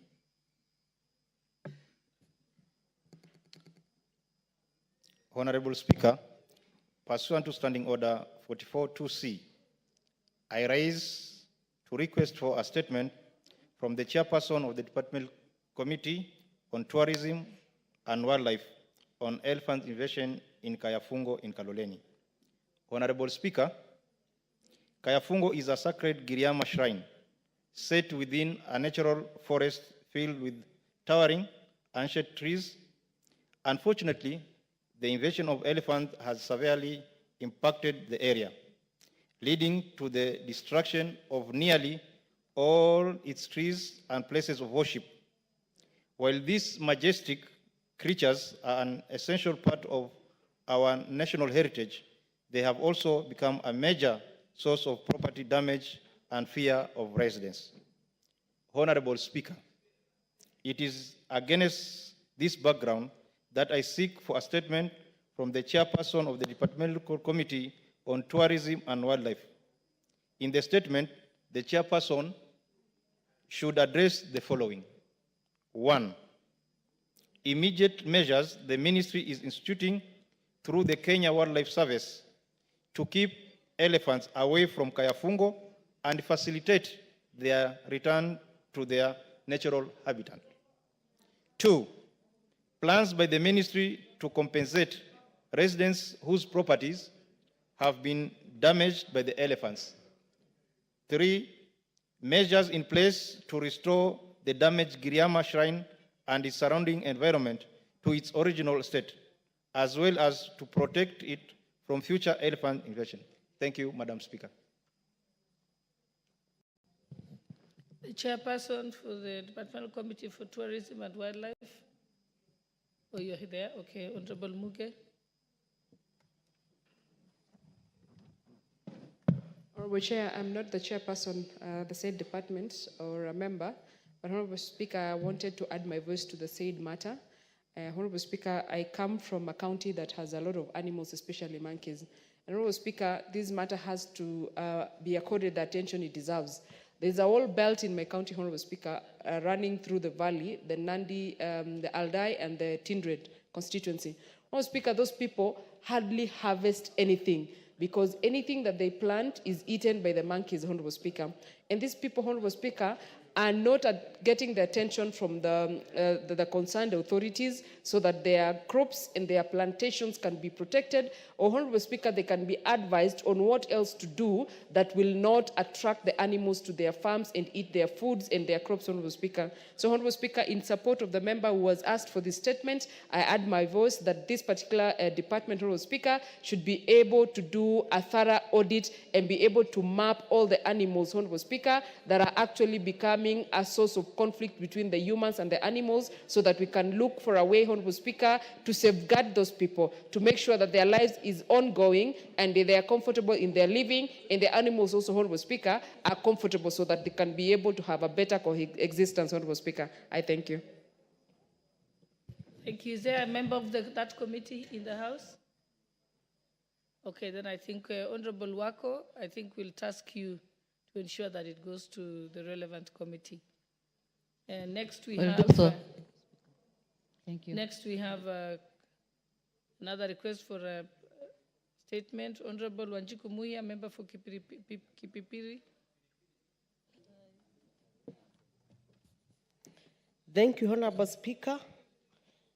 Honorable Speaker, pursuant to the provision of Standing Order 44.2c, I rise to request for a statement from the chairperson of the Departmental Committee on Transport and Infrastructure regarding the unmarked bumps along flyover Jabini, Kipipiri, or Karau Nyahururu Road. Honorable Speaker, there are several concerns regarding the safety and well-being of both road users and the surrounding communities due to the erection of unmarked speed bumps along the flyover Jabini, Kipipiri, or Karau Road to motorists. The unmarked bumps on the Kenha Class A road pose a significant risk to motorists. The lack of clear signage, markings, and proper visibility has already resulted in several near-miss incidents and in some cases, accidents. The sudden appearance of this speed bump forces drivers to brake abruptly, increasing the likelihood to rear-end collision, particularly at night or in adverse weather conditions. Additionally, residents are worried about the heightened risk to pedestrians, especially school children, as vehicles may swerve unpredictably to avoid the unmarked bumps. Moreover, the damage to vehicles caused by sudden impact with these bumps has placed unnecessary financial burden on road users. Honorable Speaker, it is against this background that I request for statement from the chairperson of Departmental Committee on Transport and Infrastructure on the following. 1, plans to ensure that all bumps erected along the flyover, Jabini, Kipipiri, or Karau Nyahururu Road are clearly marked and proper signage provided. Action being taken for the, that is 2, action being taken for the provision of proper signage and reflective markers along the flyover, Jabini, Kipipiri, or Karau Nyahururu Road. And 3, a report on the exact timeline for marking the bumps and placing signage along the said road. I thank you, Honorable Speaker. And just in one sentence, I want to confirm, like Kipipiri, we have already lost so many souls in a very black spot called Jiret near Kariamu. Recently, we lost a principal from Kiabogo Secondary School, and we have lost many, and particularly near Kinagop, and I know the member will be speaking. The contractor who maintained this road, he maintained and go and leave the road as dangerous as such. Thank you, Honorable Speaker. Okay, Honorable Member for Kinagop. Thank you, Madam Speaker. I, in a special, want to thank my colleague, who is a member of Parliament for Kipipiri, my neighbor.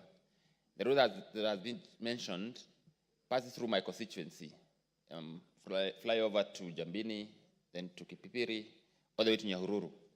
And that road, Madam Speaker, has become a death trap, simply because the bumps that are in that road are not marked. And Madam Speaker, we have raised this issue numerous times with the Kenya National Highways Authority, and nothing has been done so far. In my very constituency, there's a place called Gadara Ward, a place called Kanamba. And we have lost lives of children in school, going to school, simply because there are no bumps. And the bumps that are on that road are not marked. And therefore, I want to support this statement and ask that Kenha quickly or speedily just erect bumps where they're supposed to be and be simply marked, so that then we stop this loss of life. And Madam Speaker, there's some level of complacency when it comes to erecting bumps. You know, you'll hear these people say, we cannot erect bumps because it's a highway. But then, what is more important, speed or the lives of people? And therefore, Madam Speaker, in a special way, I would want you to emphatically compel Kenya National Highways Authority to erect bumps where they're supposed to be and mark them appropriately. I rest my case, Madam Speaker. Thank you. The chairperson for the Transport and Infrastructure Committee. Any member of the committee?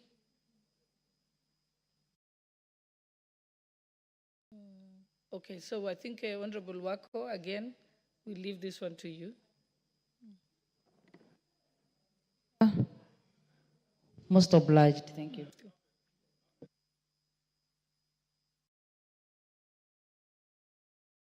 The last statement, we have a statement from the Honorable Member for Chuka, Honorable Patrick Tigwan.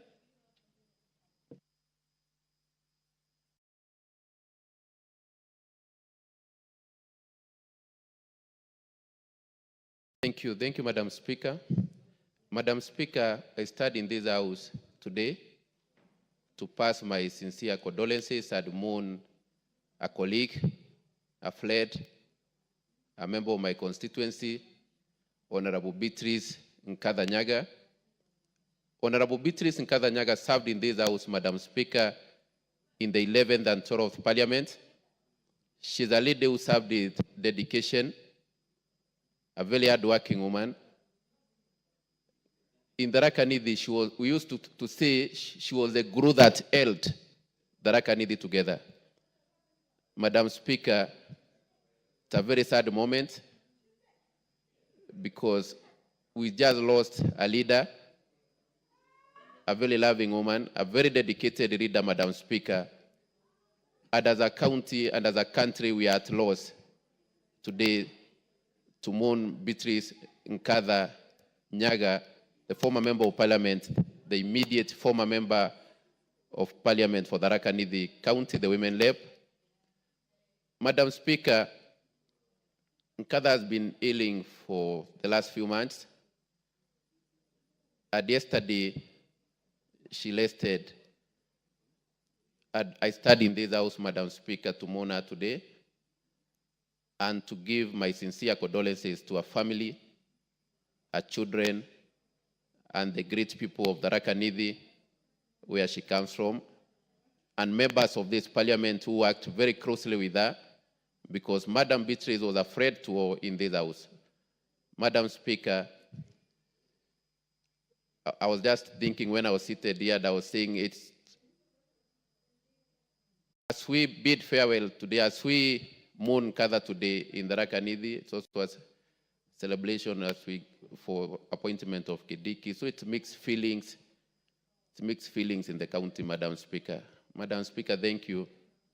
I even don't know what to continue. I would just request Honorable Murugara, who I know was a very close friend, to give her his condolences. Thank you, Speaker. Honorable Patrick, you're out of order. You cannot give the opportunity to the member for Tharaka. I think I'll give Honorable Dorothy Kiara, then I'll come to you. Yes, but you're out of order. You're taking the Speaker's job. Thank you, Honorable Speaker. Honorable Speaker, indeed, it is a sad day for all of us today.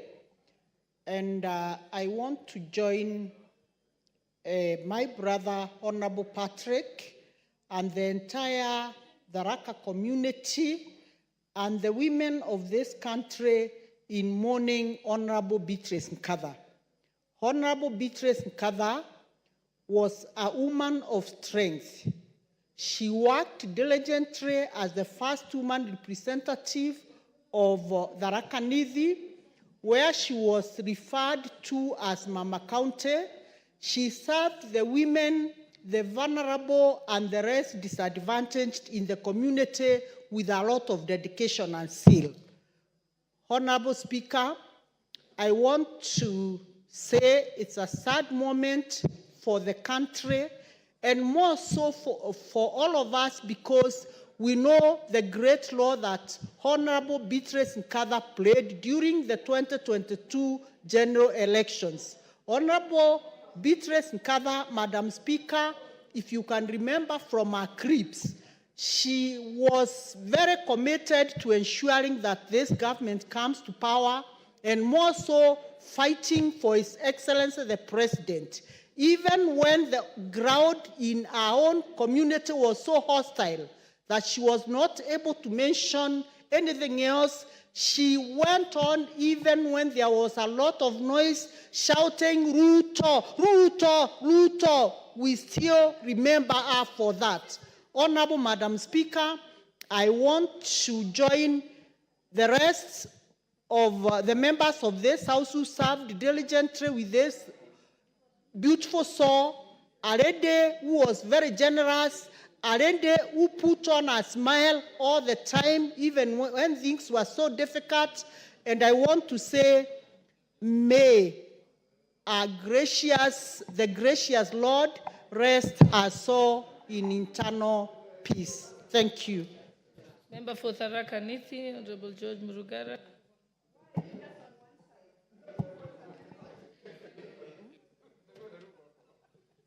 I will come to you. I'm just following the order of the names that came here.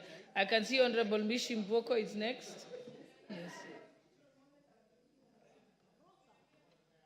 You're out of order, Honorable. Proceed, Honorable Member for Tharaka. Thank you. Thank you very much, Madam Speaker. Madam Speaker, allow me to join my colleague, neighbor and county of Tharaka Nithi, the Honorable Patrick Munene Ntwiga, who represents Chuka-Igamba Ng'ombe and is the local member of parliament for the late Honorable Beatrice Nkatha Nyaga. May I join him on behalf of the people of Tharaka constituency, Tharaka Nithi County, and all the well-wishers of the country as we relay our unreserved condolences to the family of the late Beatrice Nkatha. Madam Speaker, Honorable Beatrice Nkatha was a lady to behold. She served the county of Tharaka Nithi for 10 years without a blemish. We remember the lady Beatrice Nkatha with nostalgia, and especially as she was the unifying factor of that county, even when things appeared to go south. She spoke for all of us. She loved the county. She traversed that county with like a colossus, and they did not discriminate one constituency against another or one people against another people. She loved the children, the students, the elderly, the vulnerable, and she spoke for them without any reservation. Today, a dark cloud hangs over the county of Tharaka Nithi as we mourn this great lady. It also hangs over the country because Beatrice, especially towards the last general election, stood for the entire country. She was one of the most committed servants of the UDA party. She was one of the most loyal persons to His Excellency the President, Dr. William Samoei Ruto. And Dr. Ruto constantly remembered Beatrice and would always ask where she was, what she was doing, and eventually nominated her for the seat of CAS, Treasury, in this republic. We never took that as light as it would appear, in spite of the fact that problems came up with that position of CS. Let me thank His Excellency for that, and also thank him today because he's wiping away our tears by nominating Professor Kithure Kindiki to be the Deputy President of the Republic of Kenya. Professor Kindiki does not belong to Tharaka Nithi, to Meru, or any other. He is a nationalist. He stands in for the entire country, and this is why this House has received that nomination with the zeal, happiness, and accolades as required. Madam Speaker, as I pen off, I have just also lost my mom, the late Lena Gashire Morugara, to whom I am the third born. She was elderly at 88. She has rested. I'm happy that all these members of parliament have actually wished me well and given their condolences to me. And for that, I do sincerely appreciate and thank all of you. Thank you very much. The Honorable Member for Likoni, Honorable Mishimboko.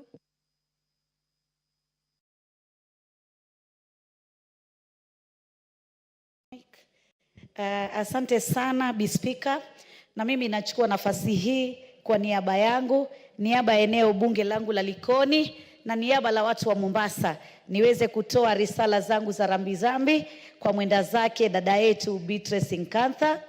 Na niseme Mheshimiwa Beatrice, tulikuwa naye katika bunge hili la kitaifa, na alikuwa kiongozi shujaa sana, kiongozi ambaye alikuwa anapenda watu sana, kiongozi ambaye kila wakati ukimuona alikuwa na furaha na bashasha, kiongozi aliyekuwa na msimamo thabiti wa kutetea chama chake na kutetea kiongozi ambaye alikuwa ni wa chama chake.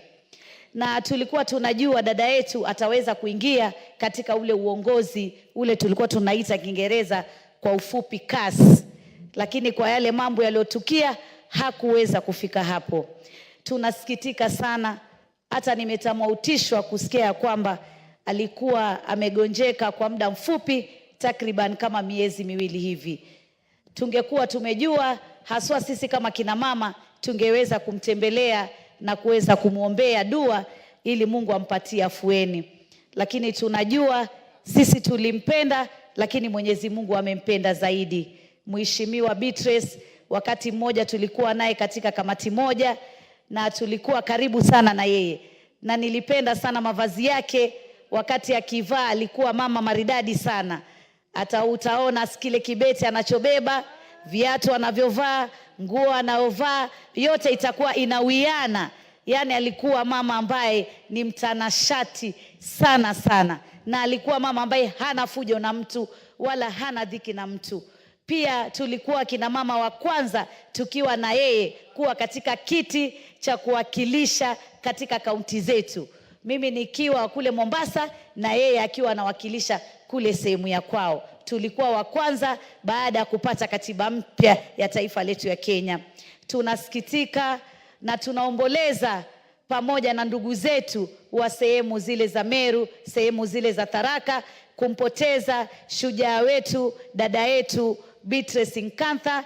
Tunaomba Mwenyezi Mungu ailaze roho yake mahali pema peponi. Na tunaomba serikali ya Kenya Kwanza kupitia Daktari William Samoei Ruto, kwa sababu huyu alikuwa kiongozi wako shujaa, kiongozi wako mwenye msimamo, uweze kuangalia familia yake.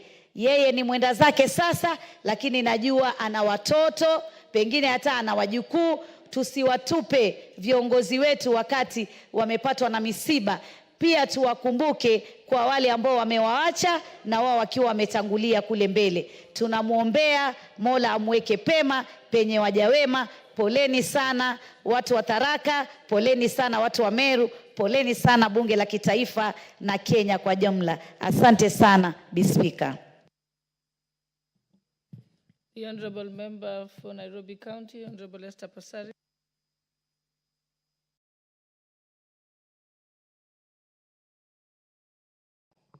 Thank you, Madam Speaker, for giving me this opportunity to speak.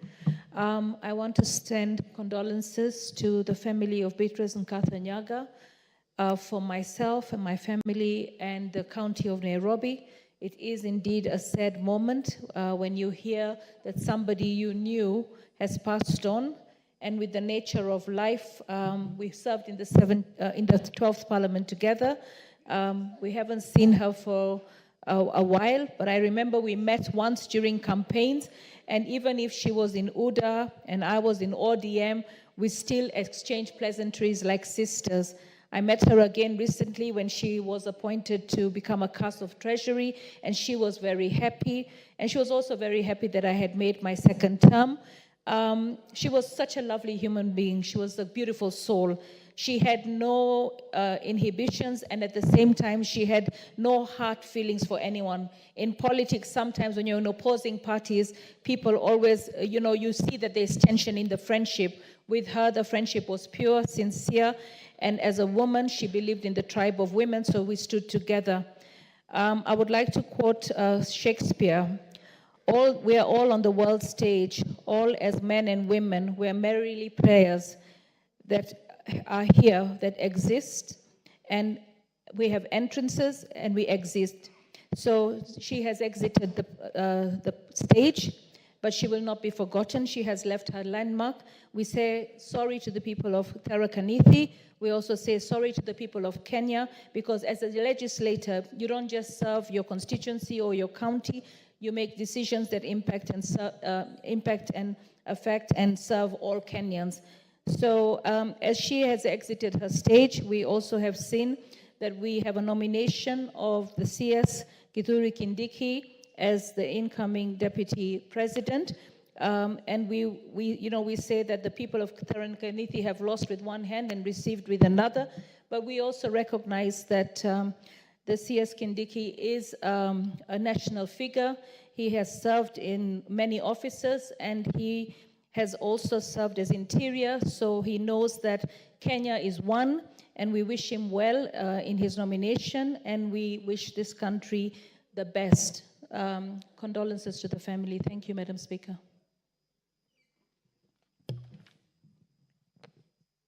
Honorable members, because I think we need to close this.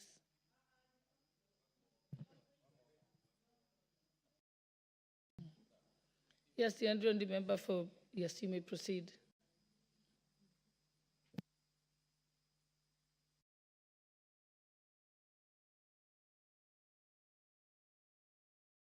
Yeah, I'll give you the member for Tharaka, I'll give you after. You may proceed first, Double N. Thank you, Madam Speaker, for giving me this opportunity to send my condolences to the late Mheshimiwa Beatrice Ngatha from Tharaka Nithi County. I know her personally. We have met in many occasions. Even during the last 2022 campaigns, we were with her in many, many meetings. And it saddens us this morning to hear about the demise of Beatrice Ngatha. We are here to give our sincere condolences to the family, the children, and the whole community of Tharaka Nithi County for losing such a soul who was a kind person. She was a generous person. And above all, she was very smart, even at heart. I represent Embu County as women rep, and I know she was one time the women rep of Tharaka Nithi. And as women rep in this house, this August house, we are saddened to lose one of us. And we can only pray that indeed the Kenya Kwanza government, the UDA, fraternity, and the entire house, that we shall stand with her and the entire family as we remember her and the entire family. May our soul rest in eternal peace. Thank you. Honorable Nduyo, member for Tharaka Nithi, you'll be the last one.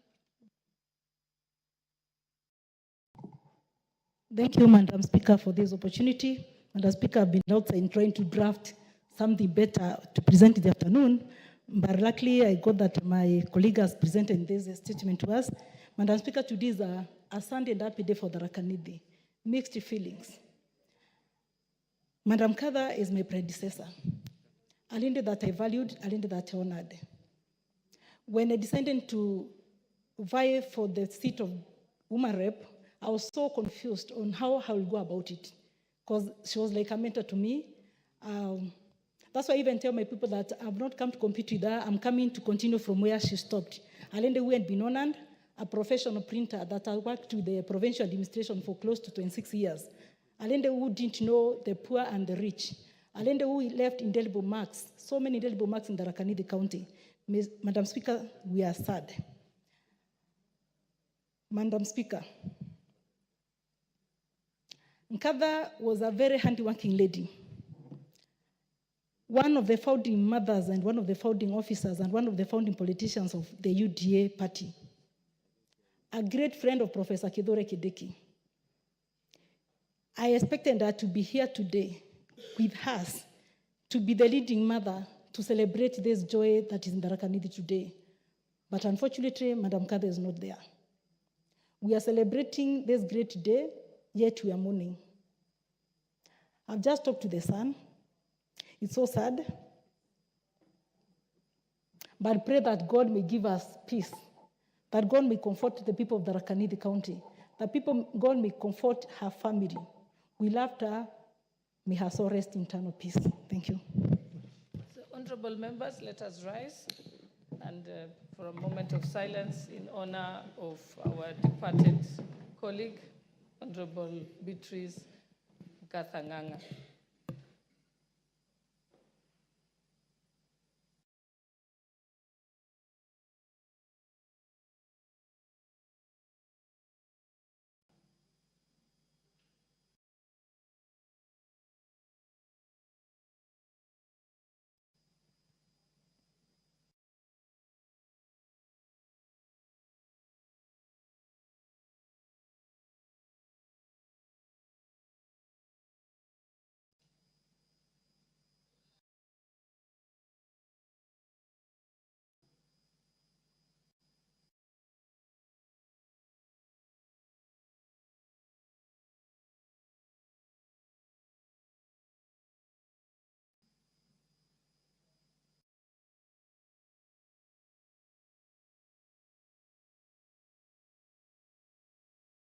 May her soul rest in eternal peace. Next order.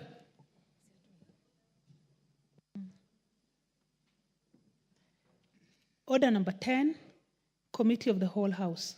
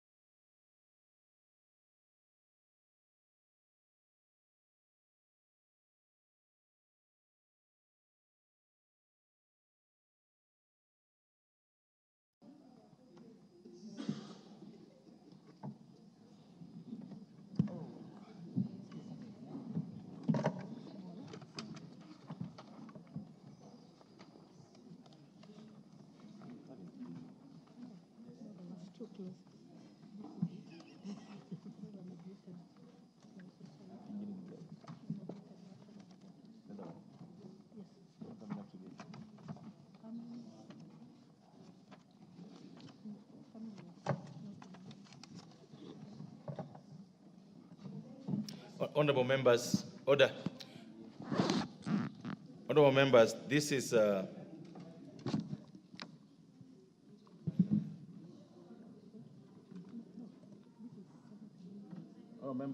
this is the committee of the whole House to consider the Senate amendments to the Food and Feed Safety Control Coordination Bill, National Assembly Bill number 21 of 2023. Honorable members, this is a very short bill, 3 clauses. Just a request for your attention. What is the majority leader, majority whip?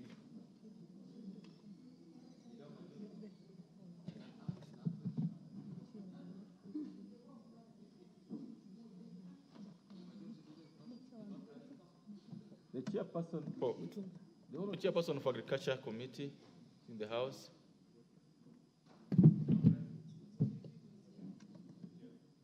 Are you holding brief? Are you holding brief for him? Yes, oh, Chair. Great. Oh, great. Thank you. So let's proceed then.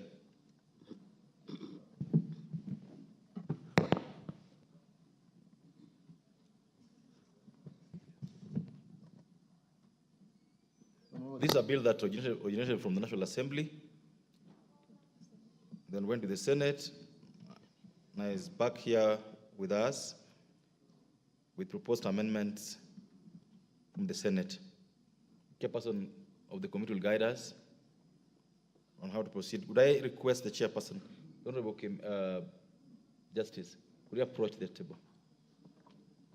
Do you have the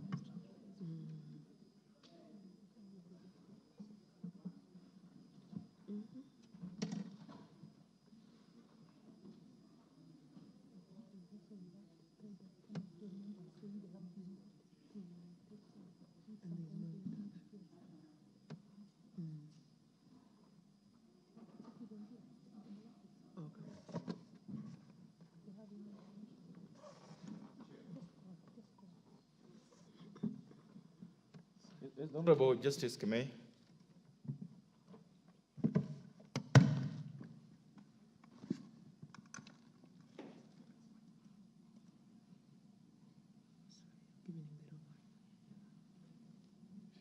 Chair, I think we are ready to proceed, Chair.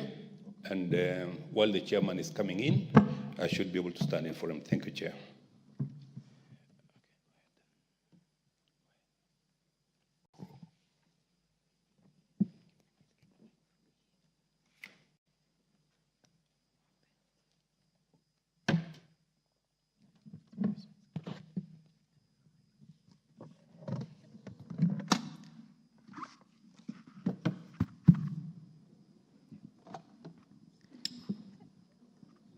Senate amendments to clause 22.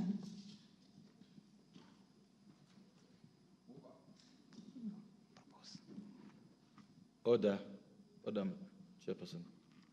All members, I propose the question that the Senate amendments to clause 22 be now approved. Mover. Chair, we looked at the amendment from the Senate, clause 22, and Chair, after discussing and seeing the merits of the amendment from the Senate, we as a Committee of Agriculture decided to approve the amendment from the Senate. Thank you, Chair.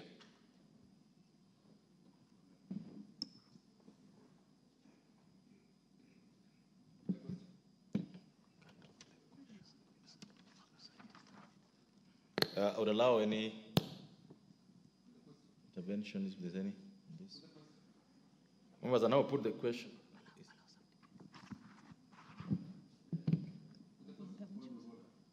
Is there? Yes, Honorable. Thank you, Honorable Chair. Would the chair of that committee please explain the amendments, just for the sake of the public and this House?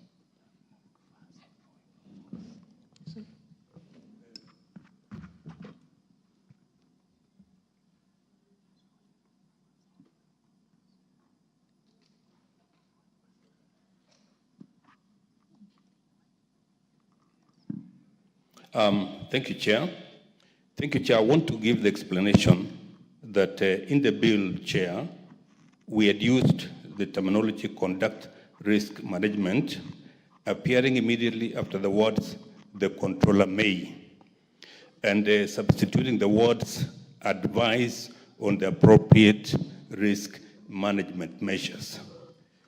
Mr. Chair, we have adopted the words from the Senate because they are more encompassing and they represent the entire spectrum of risk management. Thank you, Chair. Thank you. All members, I now put the question, which is that the Senate amendments to clause 22 of the bill be now approved. Will as many of that opinion say aye? Will as many of that opinion say nay? Ayes have it. Clause 25. Mover. Chair, just like in clause 22, clause 25, Chair, is being amended in subclause 3 by inserting the following new subclause.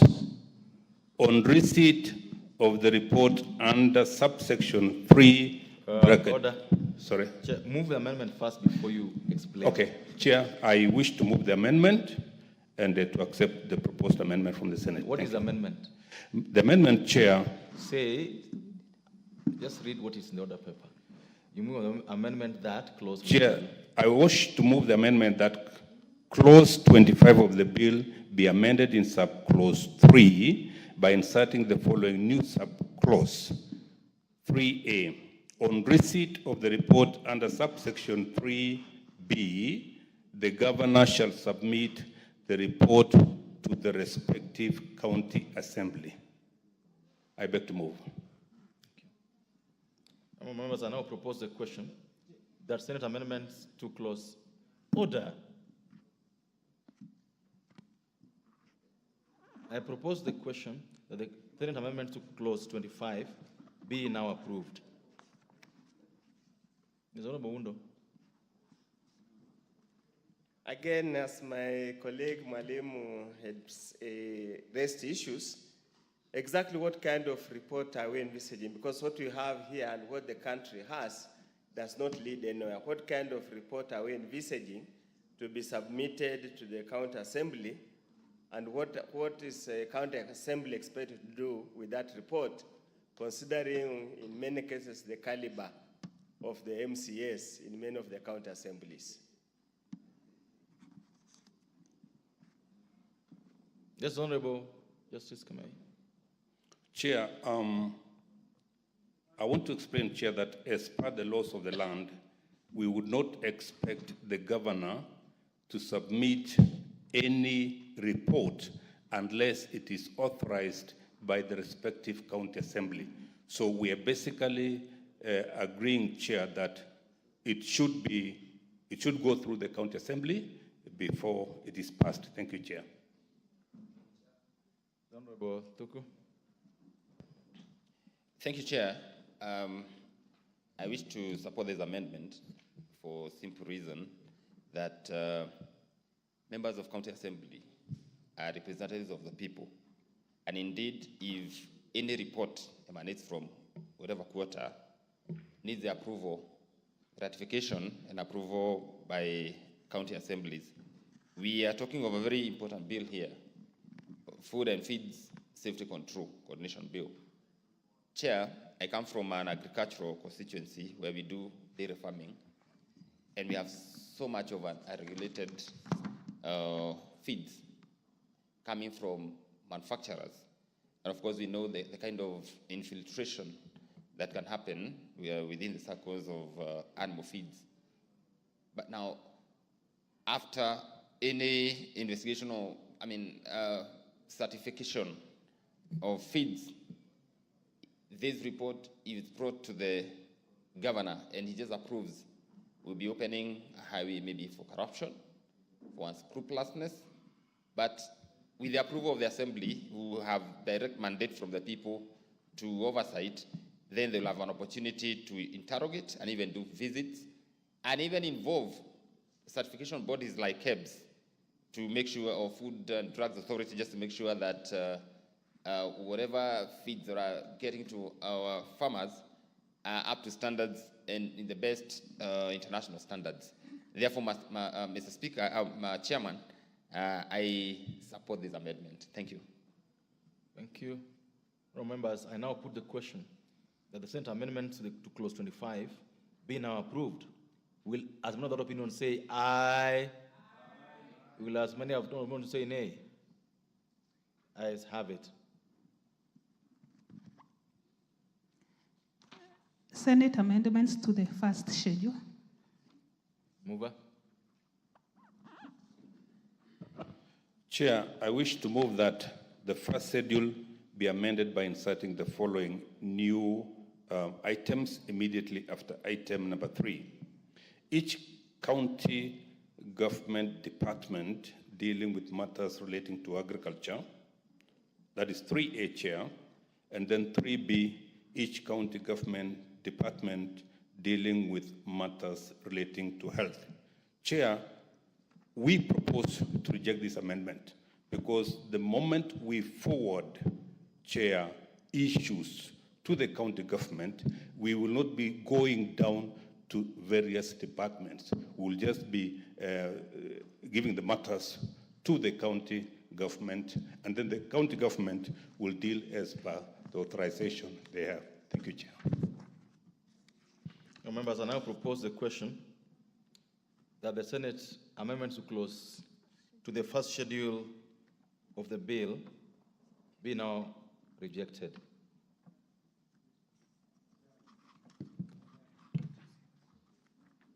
Honorable Undo. Chair, I totally concur or agree with the committee. I think at times the county governments overreach themselves. These two small departments they have that have got no value at all to the lives of the people shouldn't be involved in very complicated matters like this. Once we have given once it has gotten to the county, the small department, they have no budget. It's only their own employment bureaus that have got no technical ability to deal with this matter. I totally agree. We reject, but then we go back to mediation. I hope that's the only point of mediation. I wish you well that you'll be able to convince them to see the necessity to leave it the way it is. Thank you, Chair.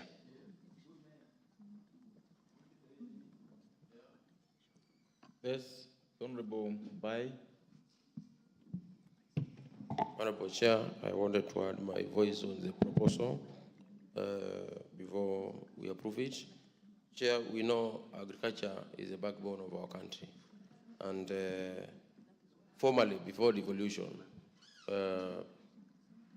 whoever was in the country could tell there was some serious activities to do with agriculture on the fields. Officers who had been sent there, supporting farmers, having vehicles, having motorbikes. But today, Chair, after devolution, agriculture is not as much supported by the county governments the way the national government used to support agriculture before devolution. Chair, moving, if we take this direction for another 10, 20 years, this country may start borrowing unnecessary or foodstuffs, which we have never thought Kenya could round out of, especially beef. We can see the industry of livestock in agriculture is much affected. There are no extension officers. You find some counties with counties, I don't know which county up to this far has ever employed,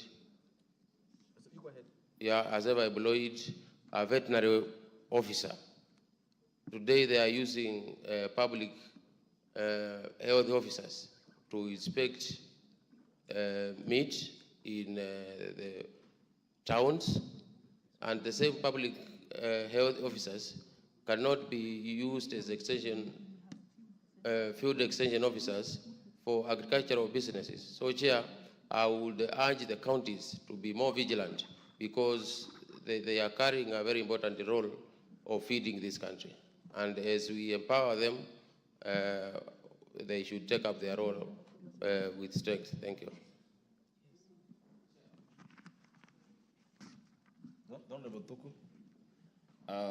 Thank you very much, Chair. I also want to support this amendment, but still give my voice, Chair, on the issue of feeds, because this is what we're trying to do in empowering the relevant county government departments dealing with matters relating to agriculture. And, Mr. Speaker, the issue of standards and certification is quite an important matter to this country today because the world is becoming a global village whereby we are now becoming borderless in as far as import and exports are concerned, in as far as competitive and comparative advantage is concerned, whereby now countries will have to trade. We have this slogan that let's go trade, let's exchange goods, let us enjoy each competitive advantage and comparative advantage, Mr. Speaker. And setting the standards is what I would call panacea to what we want, where we want to go. Mr. Speaker, the issue of feeds is quite an interesting matter in this country. If there's no regulation, we cannot trade because we'll not be able to export, especially our beef, our mutton, or our products, agricultural products to other countries. And therefore, Mr. Speaker, empowering departments in county governments by legislation is the way to go. We've had exporters trying even to create quarantine centers so that then they can put their animals in certified areas, but without legislation. With this legislation, Mr. Speaker, then it means a farmer in Kinangop, a farmer somewhere in Kwale, a farmer somewhere in Kajiado, can, without belaboring, be able to export their stuff without further certification. And therefore, Mr. Speaker, I support this amendment. Thank you, Mr. Speaker. Thank you. The Honorable Kemei, take your seat. Honorable members, we order. The Honorable Engineer Oscar Sudi, can you take your seat? The Honorable Engineer Oscar Sudi, can you take your seat?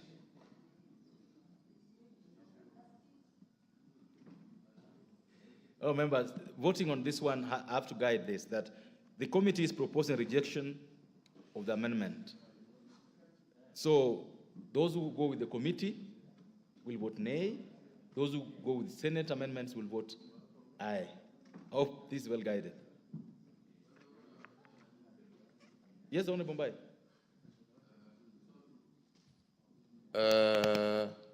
Maybe the honorable member standing in for the chair could indicate the initial proposal of the committee and the proposed amendments by Senate.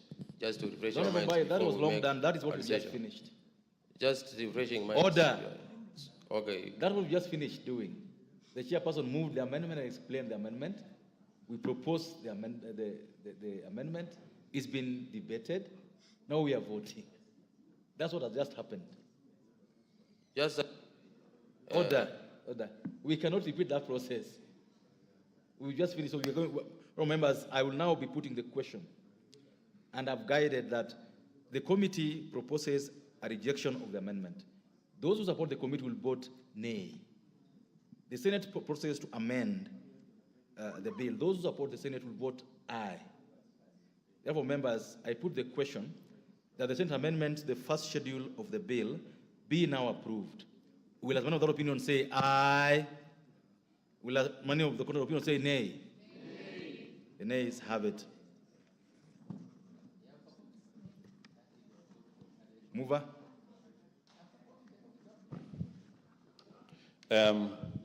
Thank you, Chair. Honorable Chairman, I beg to move that the committee do report to the House its consideration of the Senate amendments to the Food and Food Safety Control Bill, National Assembly Bill number 21 of 2023, and its approval thereof with amendments. Thank you. Thank you, honorable members. I therefore put the question, which is that the committee to report to the House is consideration of the Senate amendments to the Food and Feed Safety Control Bill, National Assembly Bill number 21 of 2023, and its approval thereof with amendments. Will, as another opinion, say aye? Will, as many of the contrary opinion, say nay? The ayes have it.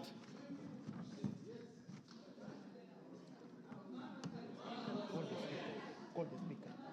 Call the speaker.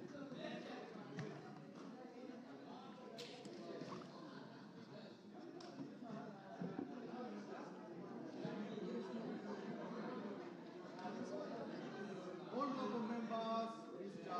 Speaker.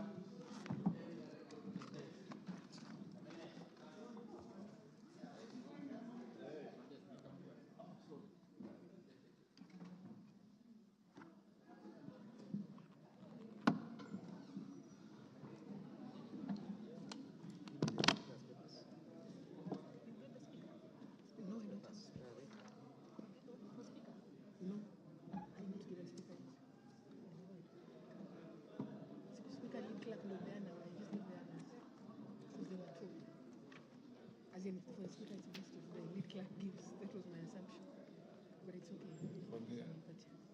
Chairperson? Chairman?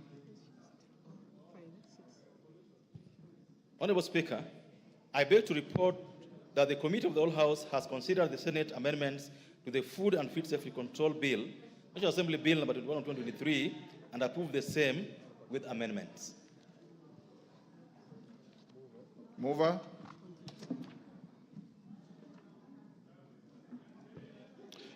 Honorable Speaker, I beg to move that the House do agree with the committee in the said report. I also request that Honorable Dr. Mutunga to second the motion for agreement with the report of the Committee of the Whole House. Thank you, Honorable Speaker. Dr. Mutunga? Honorable Speaker, I second. Honorable members on their feet, take the nearest seat.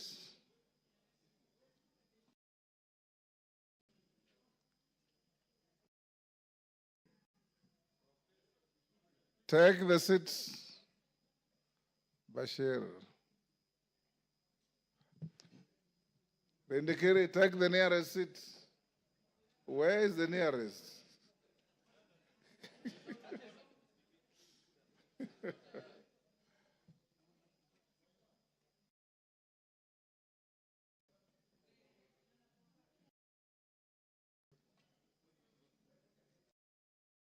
Order, take your seat.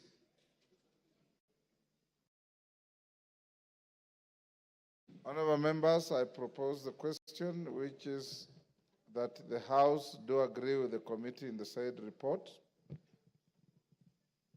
I now put the question, which is that the House do agree with the committee in the said report. As members of that opinion say aye. Aye. Will those of the contrary opinion say nay? The ayes have it.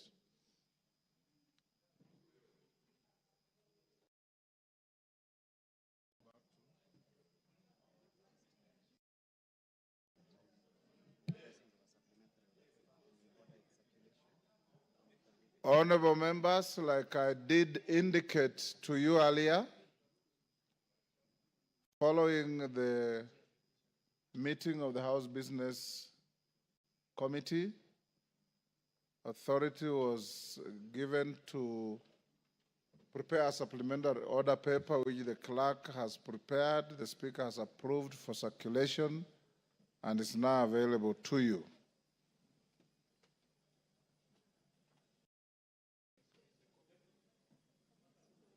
Clerk. So call it out. Okay, clerk. Order number 11, the Higher Education Loans Board Amendment Bill, National Assembly Bill number 58 of 2022, second reading.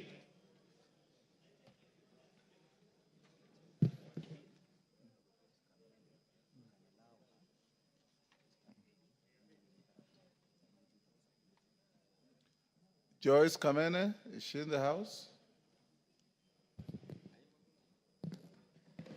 Thank you, Mr. Speaker. Joyce Kamene, you may start moving, but at some point I will interrupt you to deal with the issue that we adjourned the House about before you carry on.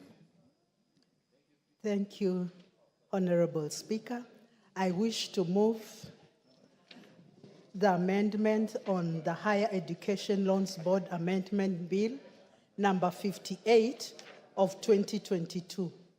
Honorable Speaker, the principal object of this bill is to amend the Higher Education Loans Board Act, number 3 of 1995, to address a specific challenge faced by some of the young students, those who have not yet attained the age of 18 years and, as such, are ineligible to apply for higher education loans under the current legal framework. However, Article 27(4) of the Constitution 2010 on equality and freedom from discrimination outlines that the state shall not discriminate directly or indirectly against any person on any grounds including age. Honorable, the bill expressly provides that the Higher Education Loans Board shall not deny a loan to a student who has not attained the age of 18 years. This provision recognizes that many students complete their... For the record, you should have started by saying, Mr. Speaker, sir, I beg to move, then you read your bill, be now read a second time. Then you go on with the good things you're saying. Mr. Speaker, Honorable Speaker, I wish to move. I beg to move. I beg to move the bill for the second time. Read the whole bill. I beg to move that the Higher Education Loans Board Amendment Bill, National Assembly Bill number 58 of 2022, be now read a second time. I beg to move that the Higher Education Loans Board Amendment Bill of number 58 of 2022 be read for the second time.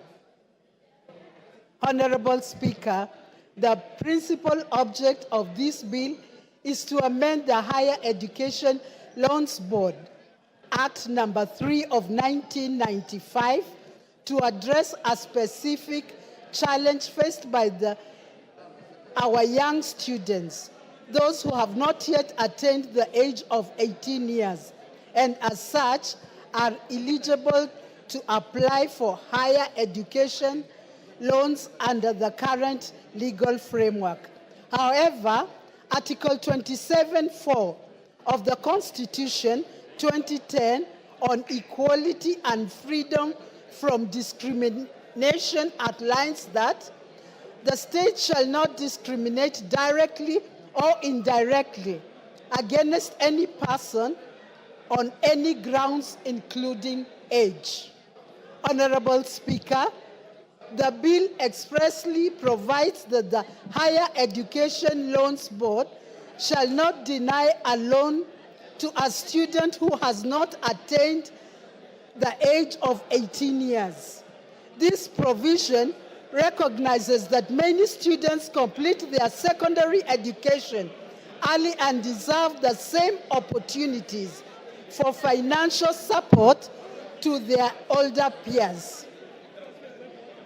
Honorable Speaker, the students under the age of 18, the bill introduces the requirement that their parents or guardians must be co-signatories to the loans agreement. This ensures that there is legal responsibility and accountability for the loan, protecting both the student and the board, while allowing access to loan for eligible students. Honorable Speaker, Article 43(1)(f) of the Constitution of Kenya on economic and social rights states that every person has a right to education. This guarantees every person the right to education. By removing age-related barriers to accessing higher education loans, the bill seeks to enhance this right, ensuring that all students, regardless to age, have an equal opportunity to access financing to their university education. Honorable Speaker, in addition, Vision 2030 aims to transform Kenyans into middle income country by enhancing access to education and ensuring an educated workforce capable for driving economic development. By removing barriers for students under 18, the bill supports Vision 2030's goal for increasing access to higher education and producing a skilled, competitive workforce. Honorable Speaker, The amendment is also crucial in allowing students who have not yet received their national identification cards to still apply for higher education loans. This removes a significant barrier for many students and ensures that every eligible student can pursue higher education regardless to their age or ID status. Honorable Speaker, this bill ensures that all students, regardless to age, have equal access to financial resources they do not need that they need to further their education. It prevents an exclusion for young, bright students who may complete their studies earlier than expected. Honorable Speaker, it is worth noting that many students are excelling in their studies and completing secondary school before the age of 18 years. They should not be penalized for their academic success by being denied access to financial aid. This amendment will ensure that the system recognizes and supports their efforts.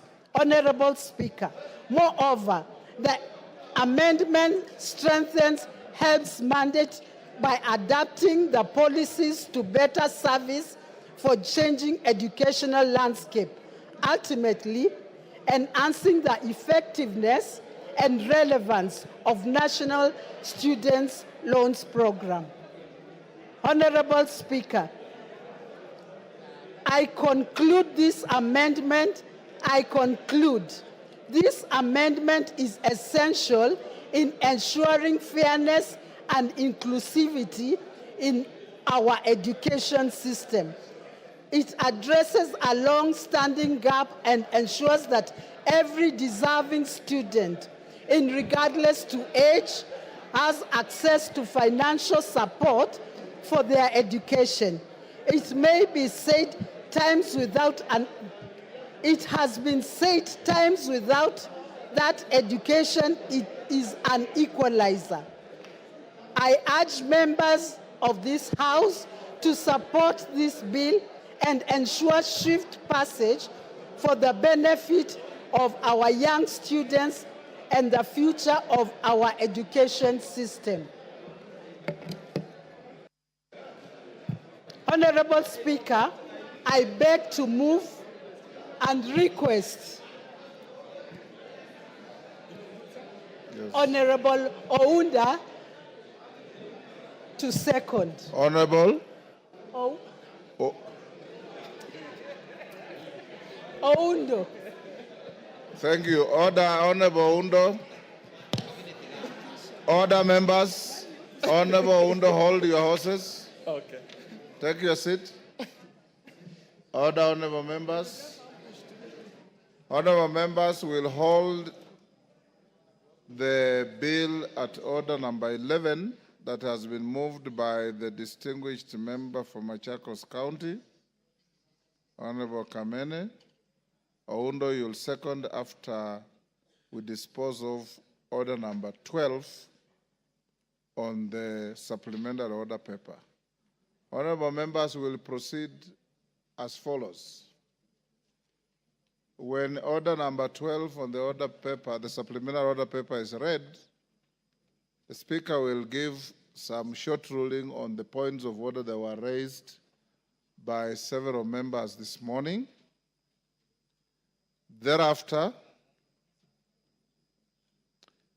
you will have the division bell rung to call you to order for the vote. The House Business Committee has directed that voting will be by electronic process. Those of you who may not have your cards will be required to register with the clerks at the table so that everybody is voted. After the vote is cast and the results announced to the House, then we'll open to a few members who may wish to comment on the nominee that has been processed through the House. So call out order number 12.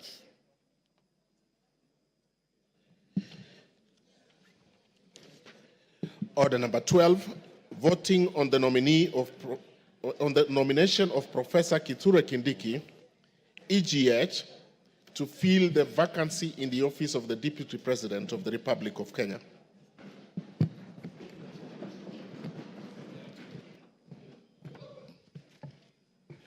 Thank you, honorable members. Honorable members, I have a communication to make on the nomination of Professor Kithure Kindiki, EGH, to fill the vacancy in the office of the Deputy President of the Republic of Kenya. Honorable members, you will recall that earlier this morning at the commencement of the sitting, I notified the House of the receipt of a message from His Excellency the President nominating Professor Kithure Kindiki, EGH, to fill the vacancy in the office of the Deputy President pursuant to Article 149 of the Constitution. You will further recall, Mutuse, take your seat.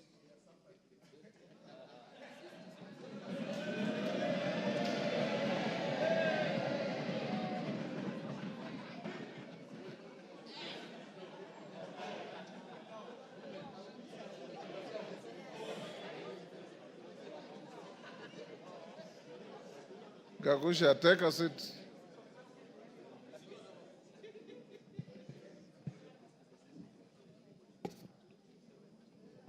Honorable members, you may further recall that upon notification of the House, several members rose in their places and raised a number of issues for my guidance.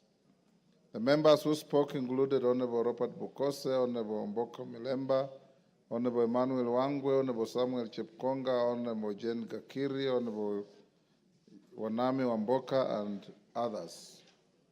In this regard, I convened a meeting of the House Business Committee for the purpose of deliberating on the next steps to be taken by the House on this matter and guiding the House on the issues raised by the members.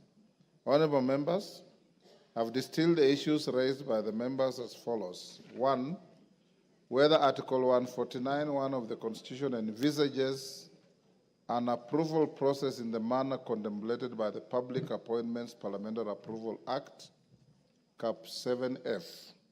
2, whether the House shall conduct public participation in voting on the nomination under Article 149(1) of the Constitution. 3, whether the members shall be required to debate on the nomination under Article 149(1) of the Constitution. And 4, the timelines envisaged under Article 149(1) of the Constitution. And 5, the threshold for voting on the nomination under Article 149(1) of the Constitution. Honorable members, permit me to examine each of the issues that have been raised. The first, on whether Article 149(1) of the Constitution envisages an approval process in the manner contemplated by the Public Appointments Parliamentary Approval Act. It's noteworthy that the Article 149(1) of the Constitution provides as follows, and I quote, within 14 days after vacancy in the office of the Deputy President arises, the President shall nominate a person to fill the vacancy and the National Assembly shall vote on the nomination within 60 days after receiving it. From a reading of Article 149(1) of the Constitution, it's expressly provided that the National Assembly shall vote on the nomination within 60 days after receiving it. The drafters of the Constitution distinguish the language used in Article 149(1) of the Constitution by expressly providing that the House is required to vote and not approve the nomination.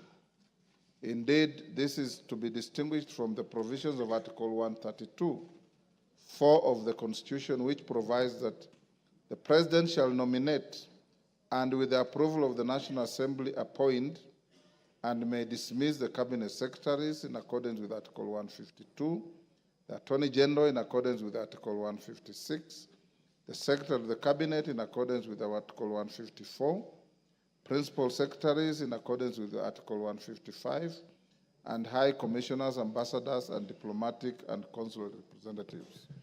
Members at the bar, take the nearest seats.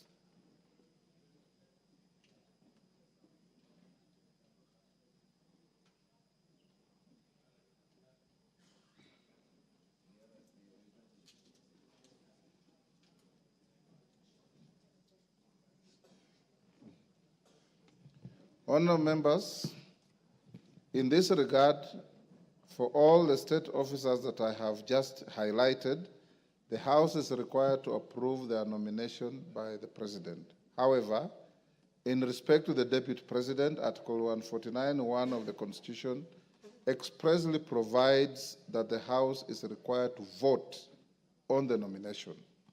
It is noteworthy that the Public Appointments Parliamentary Approval Act applies where an appointment under the Constitution or any other law requires an approval of the House. Consequently, noting Article 149(1) of the Constitution requires the House to take a vote on the nomination, the approval process envisaged under the Public Appointments Parliamentary Approval Act does not apply in this case. The House will therefore adopt the precedent it has set on this matter, and this settles that point.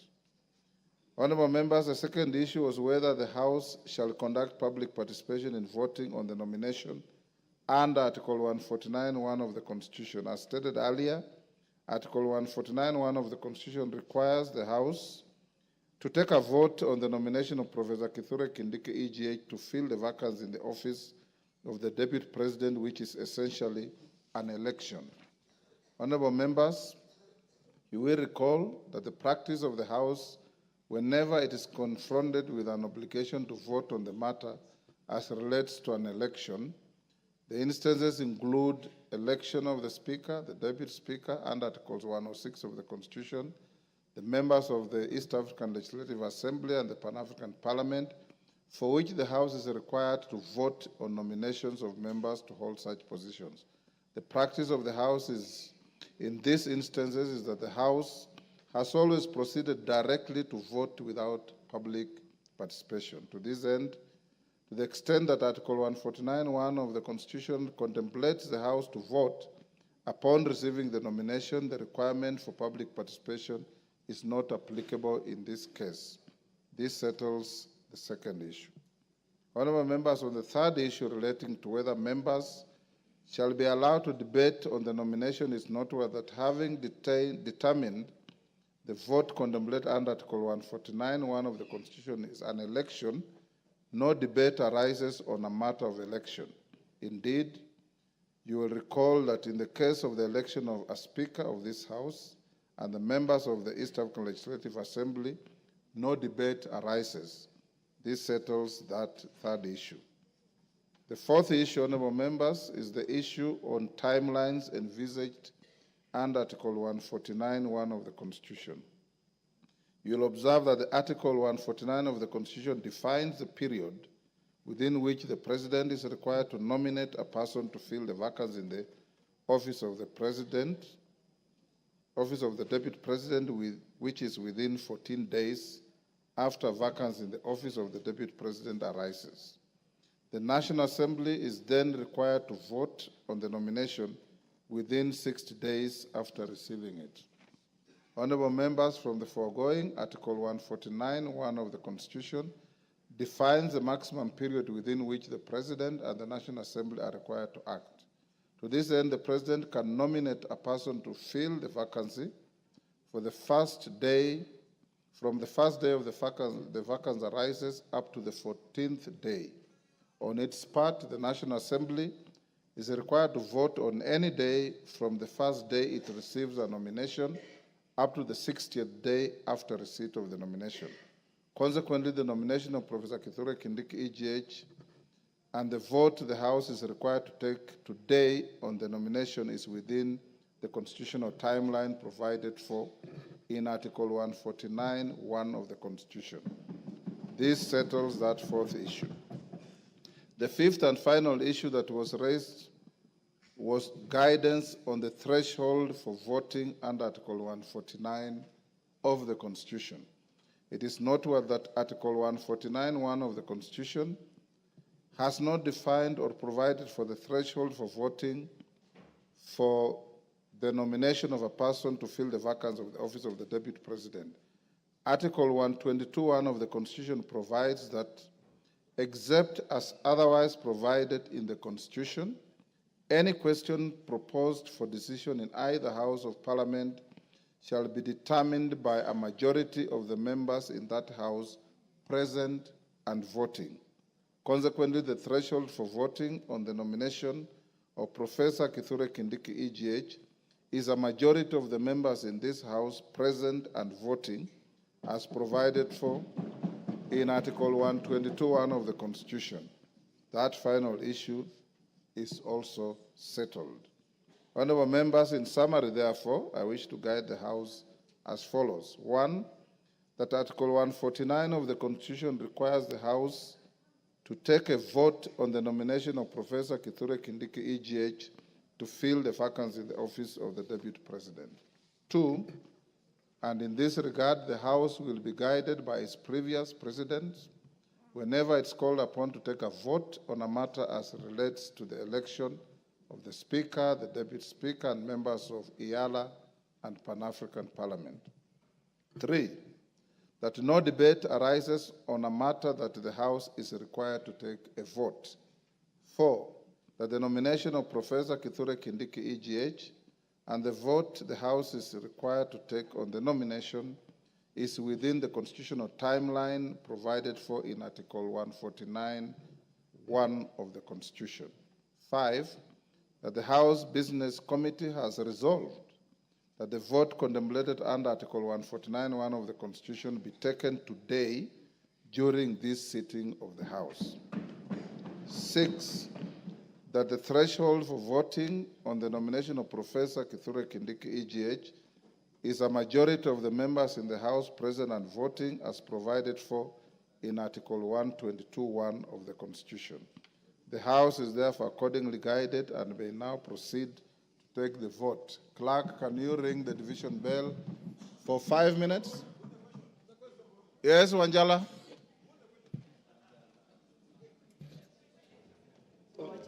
Wanjala? Yes, Mr. Speaker. As you have rightly said, that we will take a vote. But, Mr. Speaker, this House recognizes 3 types of voting.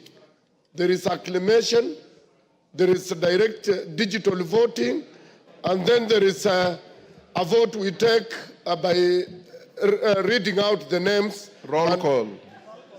Roll call, Mr. Speaker. Yes. And Mr. Speaker, when I sit in this House, we are in concurrence that Professor Kindiki is the man, is the Deputy President. Why don't we just, so that we go home, some of us want to take flights, why don't we just vote by acclamation? Roko? Thank you, Mr. Speaker. Article 149, protect me, Mr. Speaker. Go on, I'm listening. Article 149 of our Constitution, Section 1, as you have rightly pointed, that the National Assembly shall vote on the nomination of the nominated Deputy President. Mr. Speaker, the mood of the House is that there is no objection whatsoever as far as nomination of Professor Kindiki is concerned. Yes, we are ready with our cards to vote electronically, but Mr. Speaker, we seek your ruling and indulgence so that we can go by acclamation and we solve the matter once and for all. Thank you, Mr. Speaker. Order, honorable members. Yes, Senior Counsel. Senior Counsel Otiende. Give Otiende a moment. Thank you. Honorable Speaker, honorable members, I know this is a serious moment in history.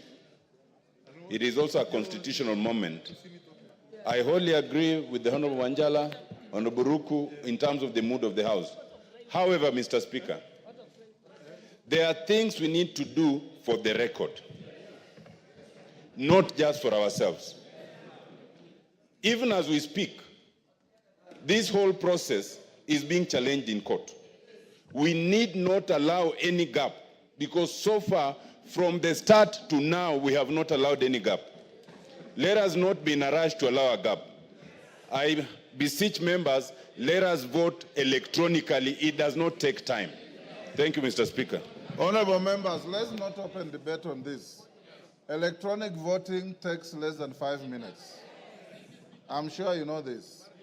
So since the House is nearly full, let's have the division bell rung for just 5 minutes. Then we draw the bar, you log in, and we call out the vote. And the majority leader and minority leader nominate one person each to act as tellers. Then with those who don't have cards, I said, you record at the table with the clerks.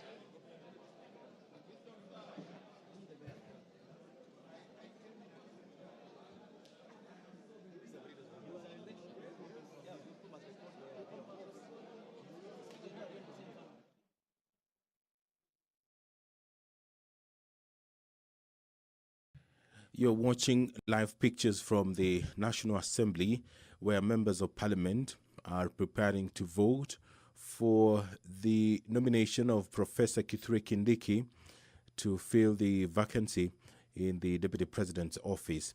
Professor Kithure Kindiki is currently serving as the Cabinet Secretary for Interior and National Administration, a role he has held since October 2022, with a brief hiatus between the 11th July 2024 and 8th of August 2024, when the President dissolved his cabinet. As the Cabinet Secretary for Interior and National Administration, Honorable Kindiki has led and overseen achievement of various milestones and reforms, including the Police Equipment Modernization Program, significantly enhancing the capabilities of Kenya's security services, finalization of a strategic framework to commence implementation of police reforms recommended by the Honorable Justice David Maraga Task Force, as well as abolishment of the previous vetting processes for issuance of national identity cards, recognition of minority groups and stateless communities, ensuring they receive Kenyan citizenship and associated rights, and operationalization of the Public Benefit Organizations Act. These are some of the achievements of Professor Kithure Kindiki as the Cabinet Secretary for Interior. Prior to his appointment to the Cabinet, Professor Kindiki served as the elected senator for Tharaka Nithi County from 2013, in which time he also served as the Deputy Speaker of the Senate, as well as the Majority Party Leader in the Senate. In his role as Senate Majority Leader, he spearheaded the legislative agenda of the Majority Party in the Senate and served as the leader of the Majority Party. As Senate Deputy Speaker, Professor Kindiki deputized the Senate Speaker in presiding over sittings and debates in the House of Senate and enforcing rules of procedure and parliamentary processes. Honorable Kindiki also conducted oversight roles, governance of counties, and participated in law-making on matters affecting counties. As an advocate of the High Court of Kenya with legal experience spanning over 24 years, Honorable Kindiki was consulted for international organizations, including the World Trade Organizations, WTO, the African Union, the Intergovernmental Authority on Development, IGAD, the United Nations, and UN specialized agencies such as the United Nations High Commissioner for Refugees, UNHCR, and United Nations Development Program, UNDP, and practice as defense counsel at the International Criminal Court at The Hague. Honorable Kindiki has also taught law and held various administrative positions at Moi University School of Law and the University of Nairobi School of Law. He began his career as an assistant lecturer in law at Moi University immediately upon graduating with an undergraduate degree in law. He then joined the University of Nairobi as a lecturer after graduating with a PhD in international law, where he quickly rose to the head of Department of Public Law at the young age of 33 years, and then to position of Associate Dean at the age of 35. Professor Kindiki was later promoted to the post of Associate Professor of Law at Kenyatta University. He has authored 35 publications, chapters, and articles in local and international peer-reviewed journals. Honorable Kindiki holds a Bachelor of Law degree from Moi University, a postgraduate diploma in law from the Kenya School of Law, a Master's of Law degree, and a doctorate in international law from the University of Pretoria in South Africa. His professional affiliations include membership of the Academic Council on the United Nations System, the International Association for the Study on Forced Migration, the International Commission of Juries, the East African Law Society, and the Law Society of Kenya, LSK.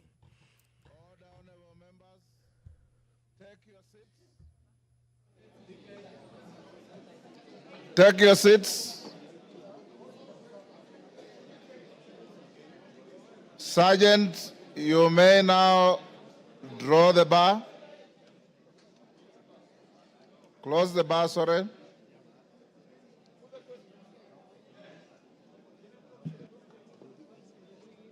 And of course, lock the door for purpose of voting.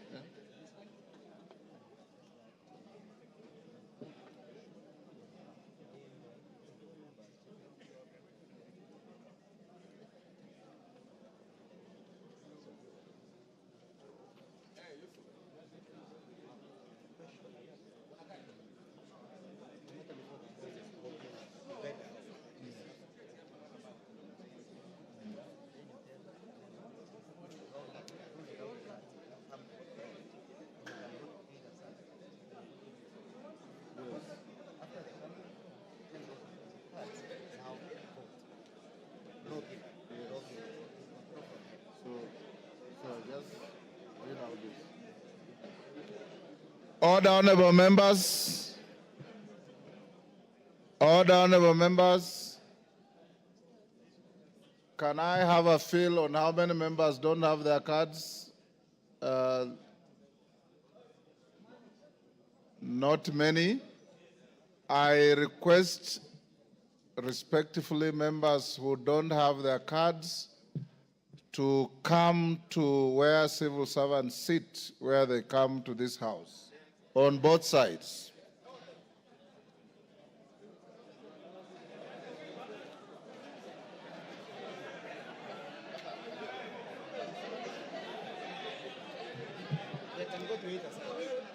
And you can go to either side, it doesn't matter, but get in there. Sergeant, give them way.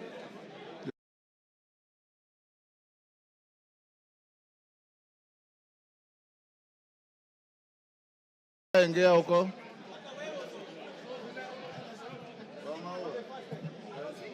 Yes.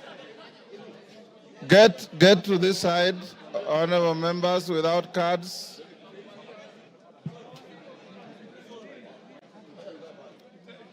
You can even spill to the back, no problem. You will be called. Catherine, if you have no card, move in.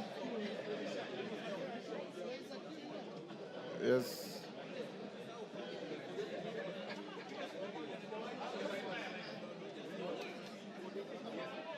Member for Gatundu. Member for Gatundu, complete your journey where you're going. Order, honorable members. Move this side. Evo Barra, you also don't have your card. Come this side. Now, honorable members, the question we are voting on is on the nomination of Professor Kithure Kindiki, EGH, to fill the vacancy in the office of the Deputy President of the Republic of Kenya. That is the question. Now log in. Take out your cards. Take out your cards. Log in.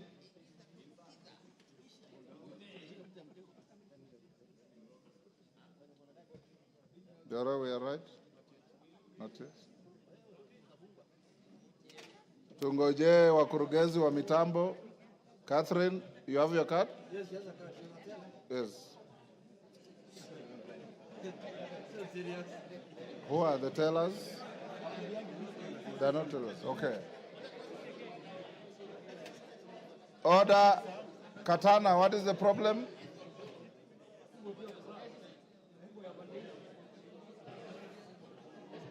Tunangojea wakurugenzi wa mitambo. Jora, are we ready? Okay. Are we? Yes. It's not work. Then you join this. Okay, members.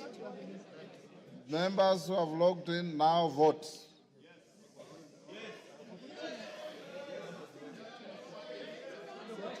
Yeah, then you will record here. That's all.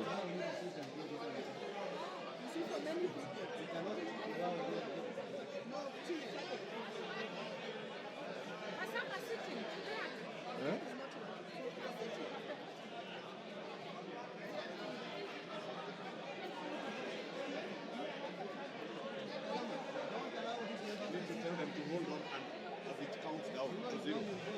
Yes. Don't order, members, don't interfere with your cards so that the system can record and count as you vote.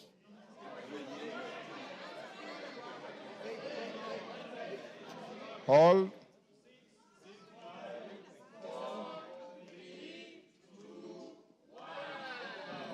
End of voting. Vote now.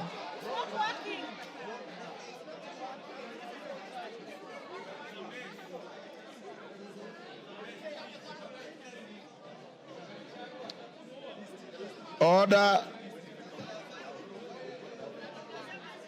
Joro, what's the problem?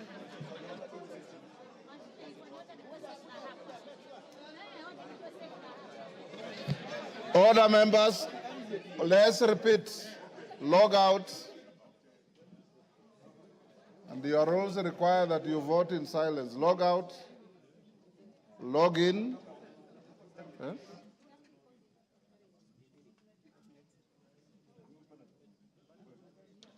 Once you've logged in, just hold until you are told vote now.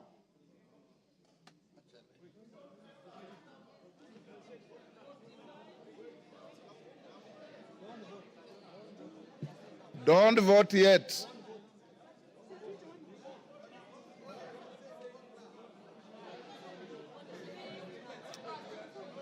Is it malfunctioning? Kirui, is it malfunctioning?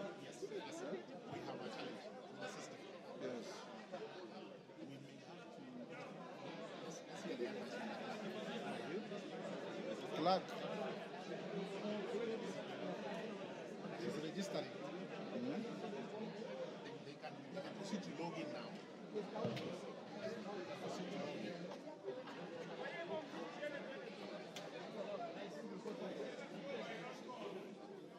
Is it working?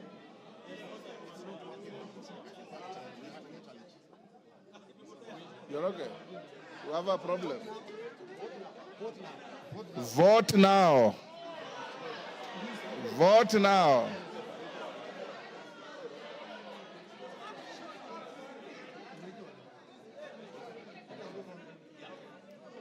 Vote now.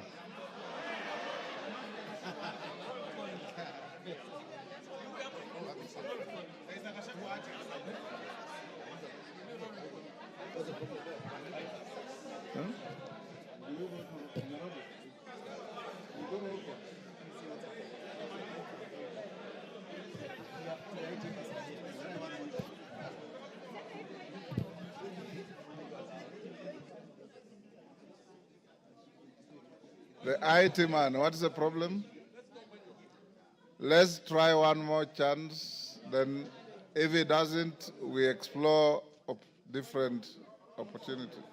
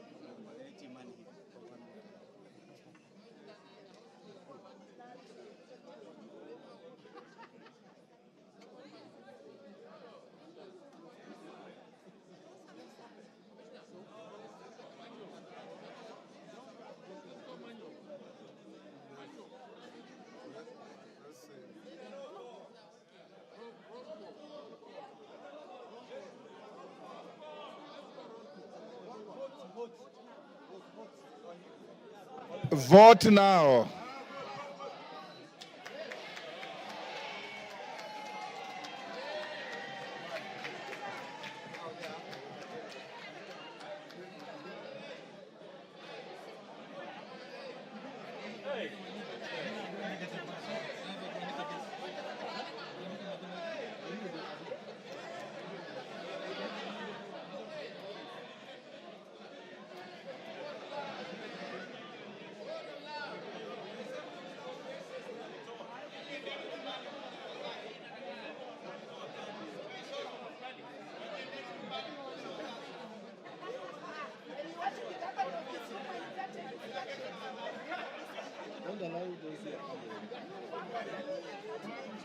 Member for Kisumu, you have voted. You remain where you are.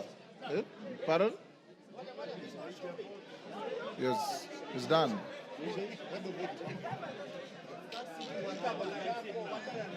Order, members. Order. So you remain in your seats. When the voting is going on, you remain in your seats. The three ladies go back.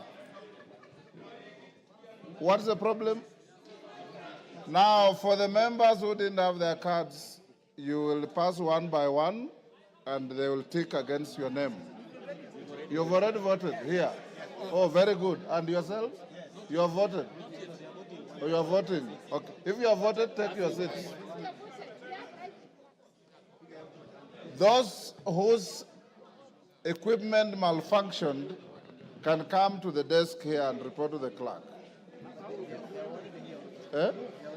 Okay, okay.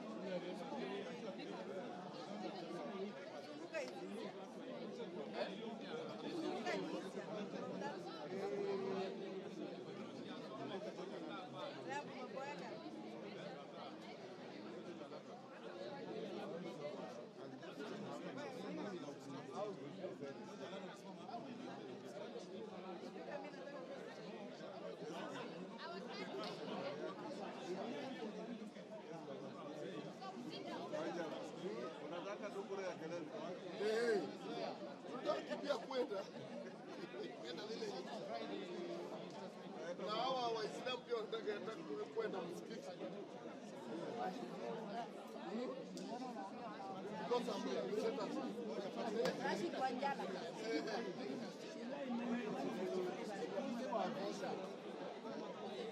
the screen, but very many of you voted manually, so you are not part of the 155.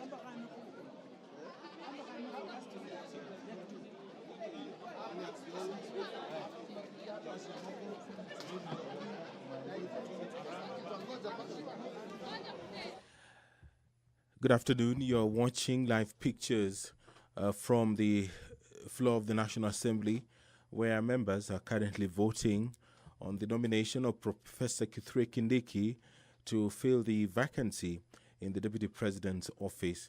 The professor was nominated today by the President to fill up that position, which fell vacant following the removal from office of the previous holder. And Professor Kindiki is currently serving as the Cabinet Secretary for Interior and National Administration, a role he has held since October 2022, albeit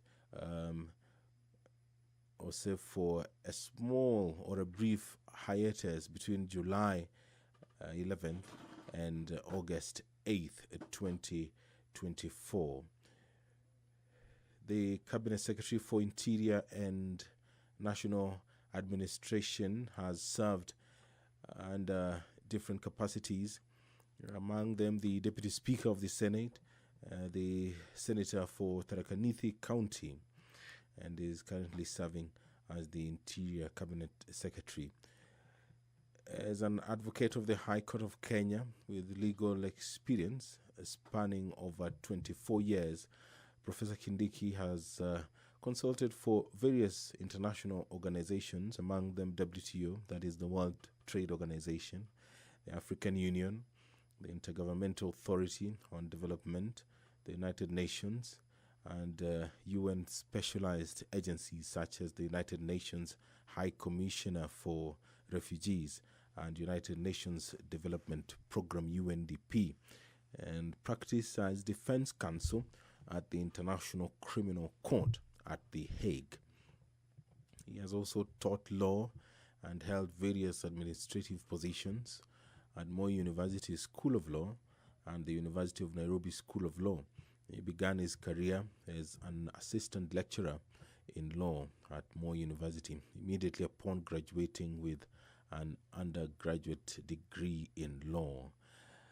He then joined the University of Nairobi as a lecturer after graduating with a PhD in international law, where he quickly rose to the head of Department of Public Law at the age of 33 years, and then to position of Associate Dean at the age of 35. Professor Kindiki was later promoted to the post of Associate Professor of Law at the Kenyatta University. He has authored 35 publications, including books, book chapters, and articles in local and international peer-reviewed journals. Honorable Kindiki holds a Bachelor of Laws degree from Moi University, a postgraduate diploma in law from the Kenya School of Law, a Master of Law degree, and a doctorate or PhD in international law from the University of Pretoria in South Africa. His professional affiliations include memberships to the Academic Council on the United Nations System, the International Association for the Study on Forced Migration, the International Commission of Jurists, the East African Law Society, and the Law Society of Kenya. In a couple of Honorable members, take your seats. Stop what you are doing, clerk. Honorable members, Hassan. Order, honorable members. Honorable members, taking the cue from the submission of Senior Counsel Tienda Molo, whatever you do, must be a record, must be impeccable, and must speak for itself. I'm advised by the clerk that the electronic voting system is malfunctioning, and that even after you voted, the numbers are adjusting themselves upwards and downwards. Consequently, I direct that that vote electronically is cancelled and annulled, and we'll do a roll call vote. Clerk, majority and minority leader, give me one teller each. Bukose, and who else? Bukose and Junet. Who?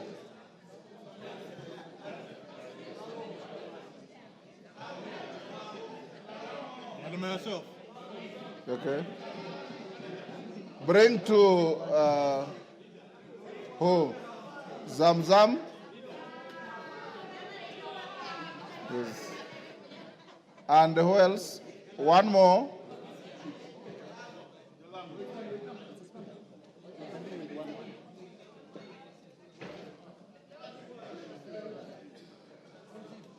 Who?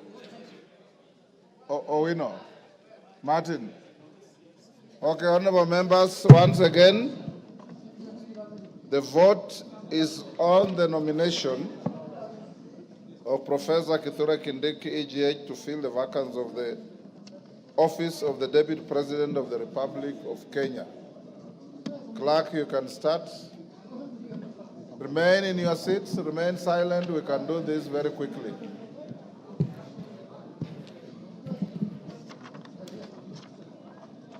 You ready? Tell us what you say. Ready? Ready? Ready? Ainab Koi, Chepkonga Kiprono Samuel. Aina Moi, Langat Benjamin Kipkurui. Aina Moi, Langat Benjamin Kipkurui. Not present.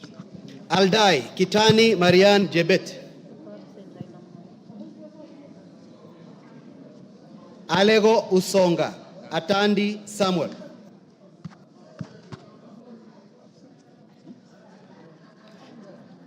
Alego Usonga, Atandi Samuel. Awendo, Owino John Walter.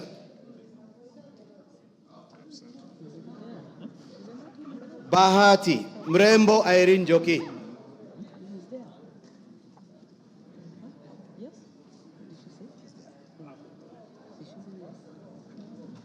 Balambala, Shurie Abdi Omar.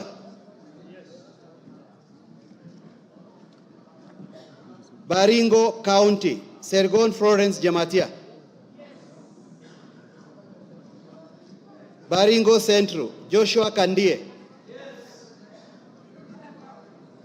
Baringo North, Maglap Joseph.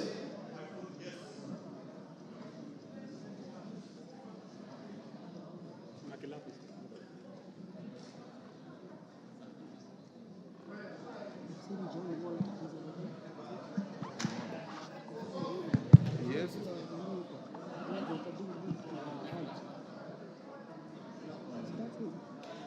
Baringo South, Charles Cameron. Belgut, Nelson Koech.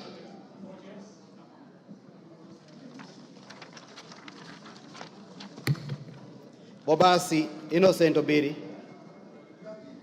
Bobasi, Innocent Obiri. Bobasi, Innocent Obiri. Bamachoke Borabu, Obadia Nolfason. Barongo.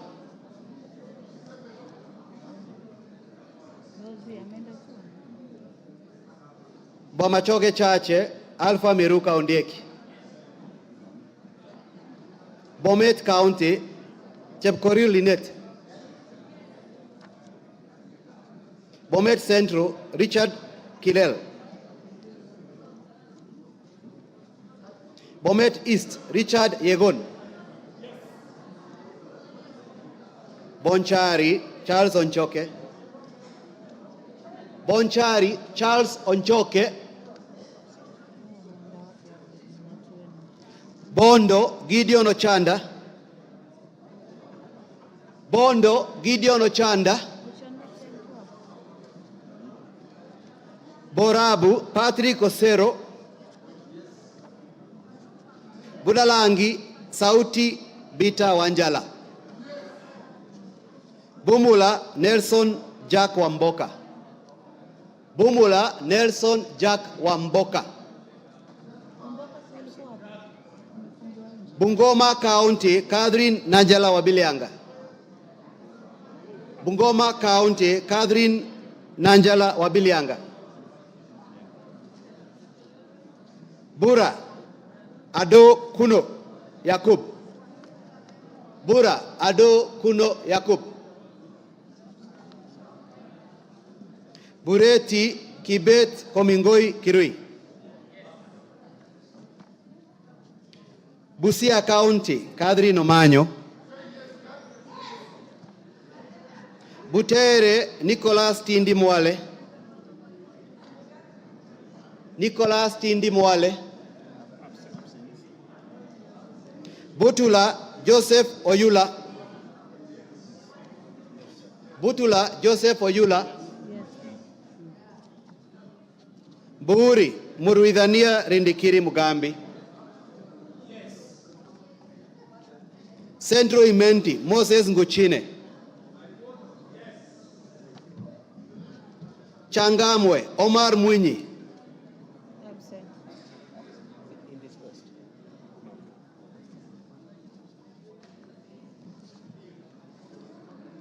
Chopalungu, Victor Koech.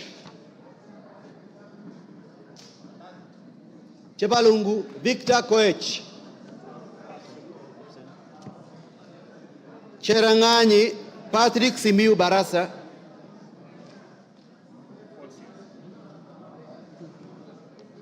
Chesume, Paul Biego.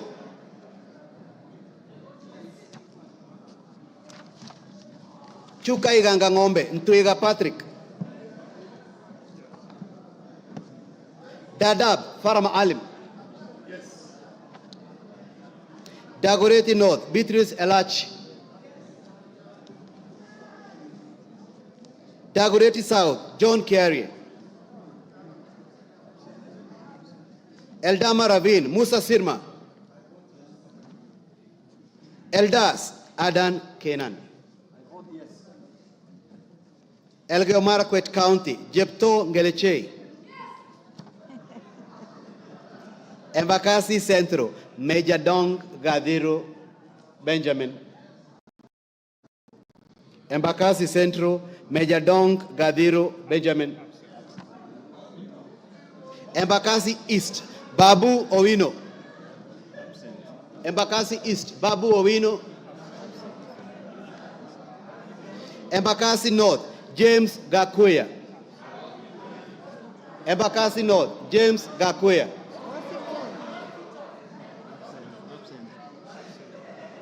Embakasi South, Julius Mawade. Julius Mawade. Embakasi West, Mark Samuel Mwenje Mureithi. Mark Samuel Mwenje Mureithi.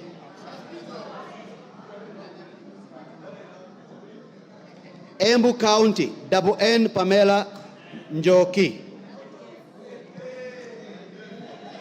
Mgwen Lelmengit Joseph Kipto.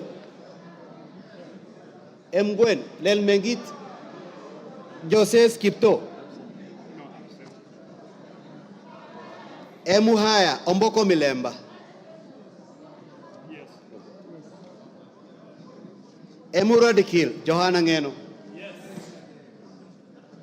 Endebes Kukose Doctor. Fafi Farah Sala Yakub.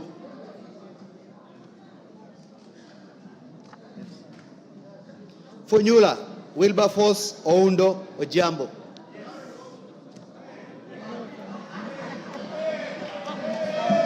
Galole Said Buya Hiribai. Galole Said Buya Hiribai. Said Poster. Ganze Kenneth Charo Tungule. Charo Kenneth Charo Tungule. Garissa County Udgon Amina.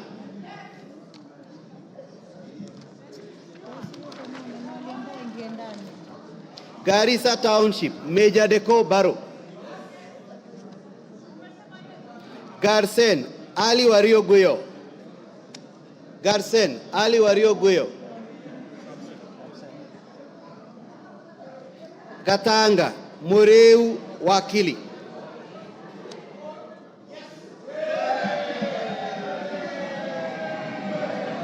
Gatondo North Njoroge Kururia. Gatondo North Njoroge Kururia. Yes, Ukopule, yes. Gatondo South Gabriel Kagombe. Gatondo South Gabriel Kagombe. Gem Elisha Odhiambo. Gechugu Robert Gedenji Gechimu. Gilgil Mother Wangari. Githunguri Gathoni wa Muchomba. Githunguri Gathoni wa Muchomba.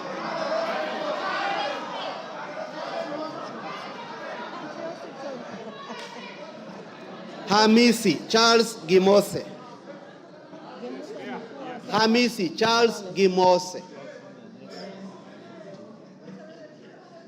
Homa Bay County Bensuda Joyce Otieno. Homa Bay Town George Peter Kaluma. Igembe Central Daniel Kili Karido. Igembe North Taitumu Munaiba Julius. Igembe South John Paul Mwirigi. Ijara Abdi Ali. Ikolomani Bernard Shinali Masaka. Isiolo County Mumina Bonaya. Isiolo North Joseph Samal.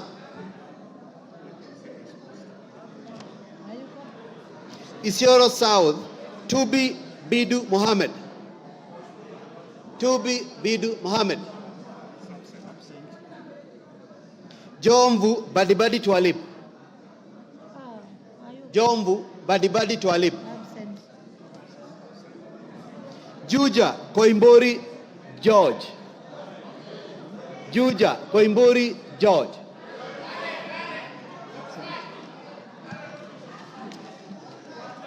Kabete Gidhua wa Mashukuru. Kabondo Kasipul Ivo Bara. Kabuchai Joseph Kalasinga. Kabuchai Joseph Kalasinga. Kacheliba Lote Titus.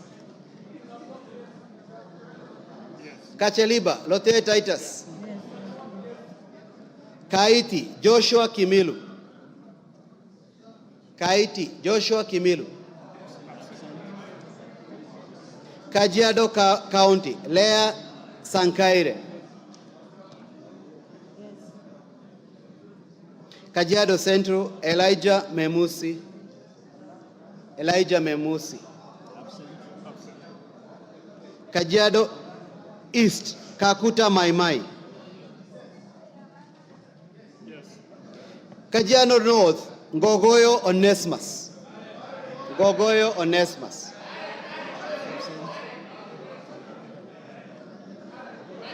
Kajiado South Parashina Samuel Sakimba. Kajiado South, Parashina Samuel Sakimba. Kajiado West, Sunkuya George. Kakamega County, Elsie Muhanda. Kaloleni, Paul Katana. Paul Katana. Kamukonji, Abdi Yusuf. Kandara, Njuguna Chege. Kandara, Njuguna Chege. Kandui, John Makali. Kangema, Peter Kihongi. Kangema, Peter Kihongi. Kagundo, Fabian Chule. Fabian Chule. Kapenguria, Samuel Moroto. Kapsaret, Oscar Sudi.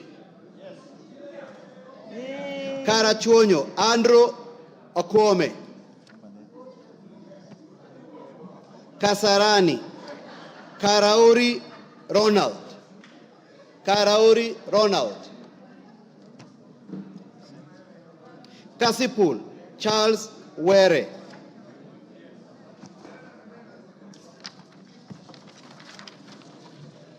Kadhiani, Robert Mbui.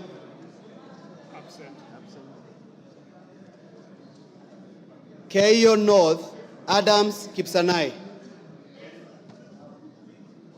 Keio South, Gideon Kimayo. Kericho County, Beatrice Kemei. Keses, Julius Ruto Kipleting. Wisero, Christopher Aseka Wangaya. Kiamba, John Njuguna Kawanjiku. Kawanjiku. Kiambu, John Machua. Kiambu County, Ann Wamuratha. Kibra, Peter Orero. Kibwezi East, Jessica Mbalu. Jessica Mbalu. Kibwezi West, Mwengi Ekomas Mutuse.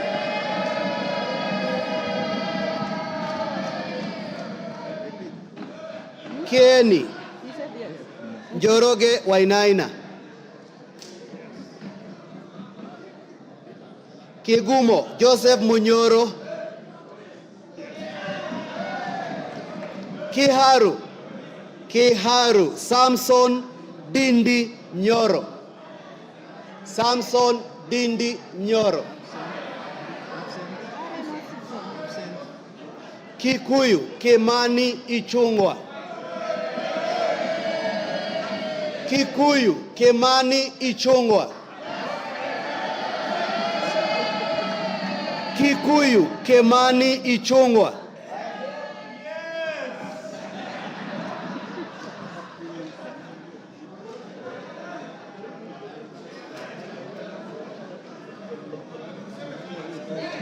Kilgoris, Sunkuli Julius Lekaken.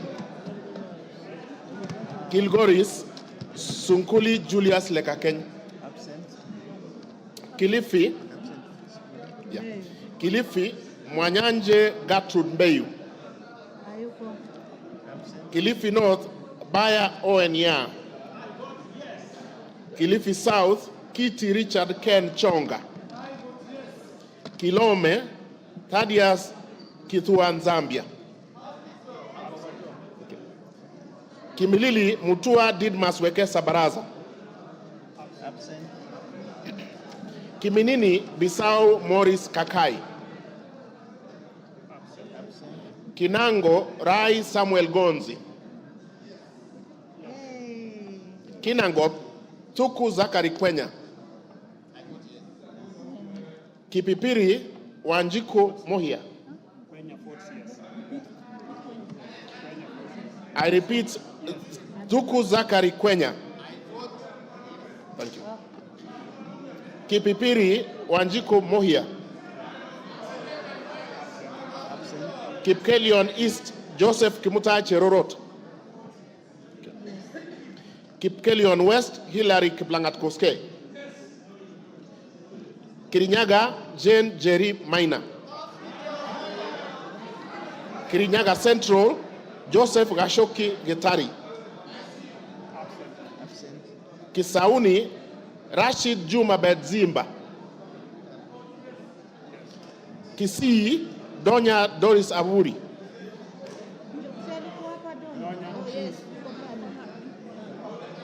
Okay. Kisumu Ruth Odhiambo Odinga Busia. Kisumu Central Joshua Odongo Oron.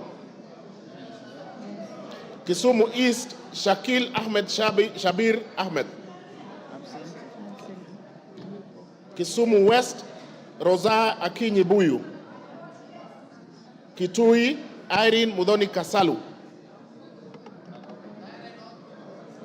Kitui Central Makali Benson Mulu. Kitui East Nimrod Mbithuka Mbai. Kitui Rural David Mwalika Mboni. Kitui South Rachel Kaki Nyamai. Kitui West Edith Vethi Nyenze. Kitui Chache North Nyakundi Jafeth Mokaya. Kitutu Chache South Anthony Kibagendi. Kitutu Masaba Clive Ombane Gisairo. Konoin Brighton Leonard Yegon. Kureiso North Mutai Alfred Kiprono. Kureiso South Please repeat. Can I repeat? Kureiso North Mutai Alfred Kiprono. Thank you. Kureiso South Joseph Kipkoske Tanui. Kuria East Maisori Marwa Kitayama Kemero. Kuria West Matthias Nyamabe Robi. Kwale Fatuma Hamisi Masito. Kwanza Ferdinand Kevin Wanyonyi. Lafe Abdirahman Mohammed Abdi. Lagdera Abdikadir Hussein Muhammad. Laikipia Jane Wangeshi Kagiri. Laikipia East Festus Mwangi Kionjori. Laikipia North Sarah Paulata Korere. Laikipia West Stephen Washira Karani. Laisamis Joseph Lekuton. Lamu Monica Mudhoni Marufu. Lamu East Ruwaida Mohammed Obo. Lamu West Mudhamas Stanley Moirori. Langata Felix Odiwor Kode. Lari Joseph Buruka Hangara. Likoni Mishi Juma Hamisi Mboko. Likuyani Innocent Maino Mugabe. Likuyani. Okay. Limuru John Keragu Chege.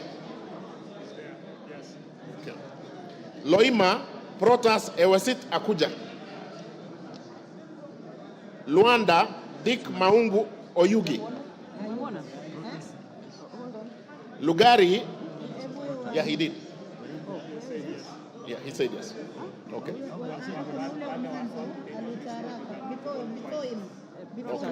So do we repeat? Yes. Dick Maungu Oyugi, Luanda, okay. Nabi Nabwera Daraja, Lugari. Okay. Lunga Lunga, Mangale Munga Chiforomondo. Lurambi Titus Hamala Mukwana. Mara Japheth Lurambi Titus Hamala Mukwana. Okay. Japheth Miriti Kareke Mbuki Mara. Kamene Joyce Machakos.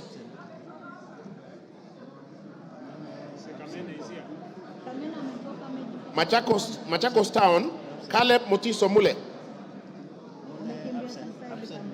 Okay. Makadara, George Aladwa Omwera. Yes, Aladwa. Makueni, Susan Ndunge Kiamba. Makueni, Rose Museo Mumo. Malava, Moses Malulu Injendi. Malindi, Amina Laura Mnyazi. Mandera North, Bashir Sheikh Abdullahi. Yes, we have. Mandera, Sheikh Umulkhair Kasim. Mandera East, Hussein Waitan Muhammad Abdirahman.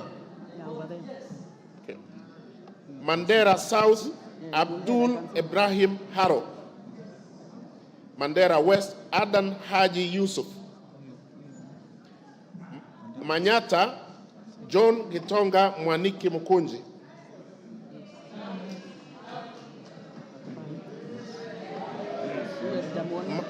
Maragwa, Mary Wamaua Waidira Njoroge.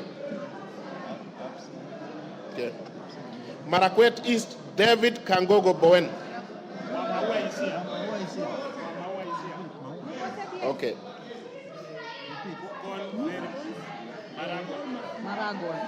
Okay.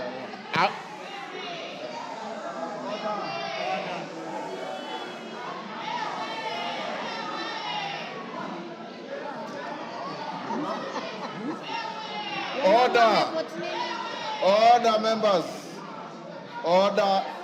Member for Kisumu. Order. Order. Order. Order. Rosa Buyu. Order. Wamaua, vote. Call Wamaua. Okay. I will move to Marakwet West. Timothy Kipchumba Toroitich.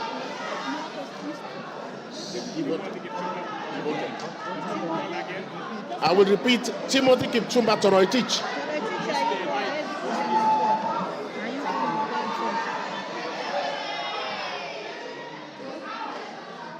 Order, Rosabu, you are out of order. Order. Obawa, just sit down. Order.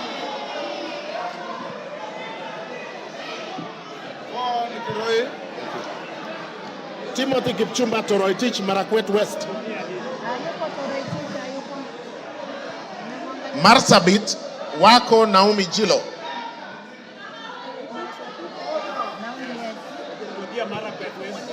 Okay, I repeat, Marakwet West. Order, Lillian Kogo. Order, Lillian. Order, Lillian Kogo. Take your seat. Take your seat. Order.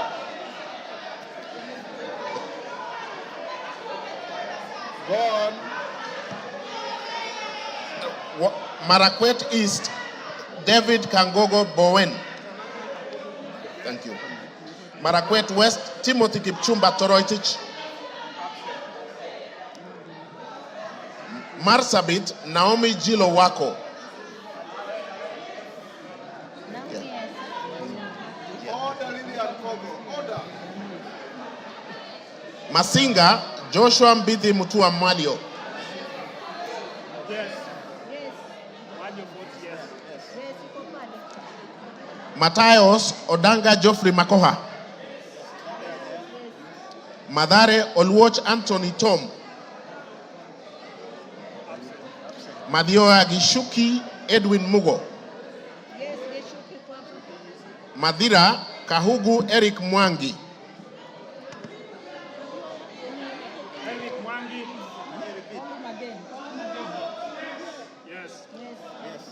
Madhioya Edwin Mugo Gishuki. Madhioya is there, yes. Okay. Madira Eric Mwangi Kahugu. Thank you. Matuga Kasim Sawa Tandaza. Matungu Peter Oscar Nabulindo. Matungulu Stephen Mutinda Mule. Mavoko Patrick Makao Kingola. Mbere North Geoffrey Kariuki Kiringa. Mbere South Bernard Muriuki Nebat. Mboni Nzioka Erastus Kevasu. Mboni Nzioka Erastus Kevasu. Okay. Meru Elizabeth Karambu Kailemia. Karambu Kailemia Meru. Migori Muhammad Fatuma Zainab. Mogotio Ruben Kiborek. Moiben Phyllis Chepkemo Barto. Molo Francis Kuria Kemani. Mombasa Zamzam Muhammad Chimba. Mosop Abraham Kipsang Kirwa. Moyale Guyo Wako Jalesa. Msambweni Salim Faisal Bader. Msambweni Salim Faisal Bader. Mount Elgon Fred Kapondi Chesebe. Muhoroni James Onyango Oyo. Mukurweini Kagusha John Philip Geshohi. Mumias East Peter Kalerwa Salasia. Mumias West Johnson Manya Naika. Muranga Betty Njeri Maina. Mvita Mohamed Sud Machele.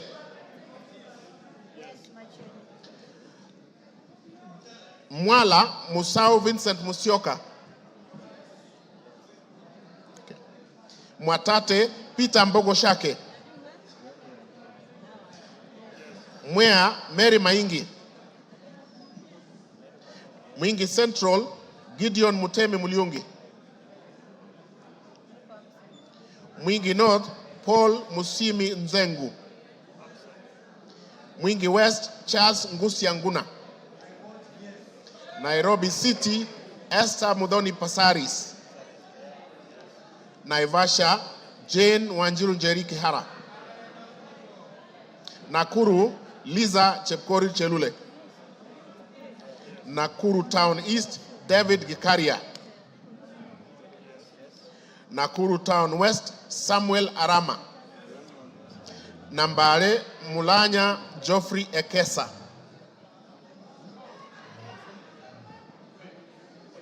Nambale Mulanya Geoffrey Ekesa.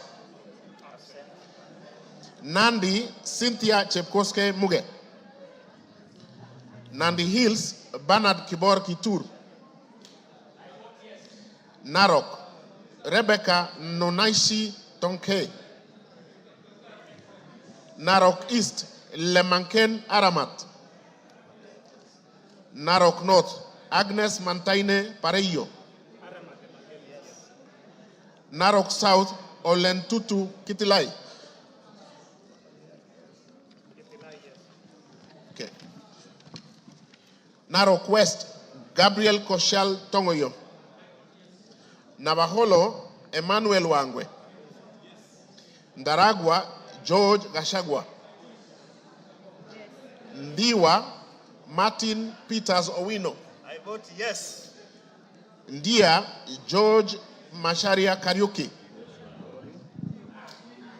Njoro Charity Katambi Chepkwany. North Hor, Ade Wario Guyo. North Imenti, Rahim Dawood Abdul.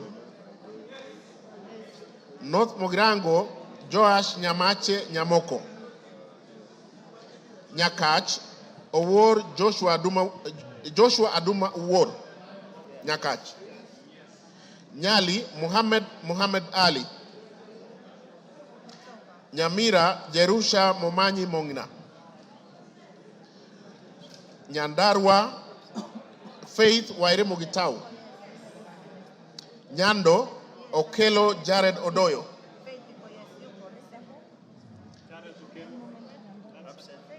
Jared Okelo Odoyo. Nyaribari Chache. Tayari amevote. Nyaribari Chache, Janda Zahir. Nyaribari Masaba, Daniel Ogwoka Manduku. Nyatike, Tombo ya Odege. Nyeri, Rahab Mokami Washira. Nyeri Town, Duncan Maina Madenge. Oljororok, Michael Mwangi Mushira. Olkalau, David Juguna Kiaraho. Odaya, Michael Wambogo Wainaina. Pokot South, David Losiakao Kosing. Rabai, Mupe Anthony Kenga. Rangwe, Lilian Achiengogo. Rarieda, Paul Rangwe, Gogo Lilian Achieng. Thank you. Rarieda, Paul Otienda Molo. Rongai, Paul Kibet Chebor. Rongo, Paul Abuor. Roy Sambu. Okay. Roy Sambu, Agustin Kamande Muafrika. This way. Ruaraka, Francis Kajwang Tom Joseph. Yes. Roiru, Kiengara Simon Nganga. Runyenjes, Eric Muchangi Njiru Karemba. Sabatia, Sloya Clement Logova. Saboti, Caleb Amisi Luyai. Saku, Dido Ali Raso. Samburu, Pauline Lenguris. Samburu East, Jackson Lekumontare Lentoijoni. Samburu North, Dominic Eli Letipila. Samburu West, Josephine Naisula Lesuda. Sem Ajikal. Shinyalu, Frederick Lusuli Ikana. Siaya, Christine Ombako Dwor. Sigor, Peter Lochakapong. Sigowet Soin, Justice Kipsang Kemei. Sirisia, John Walukekoi. Sotik, Francis Kibiagon Arab Sige.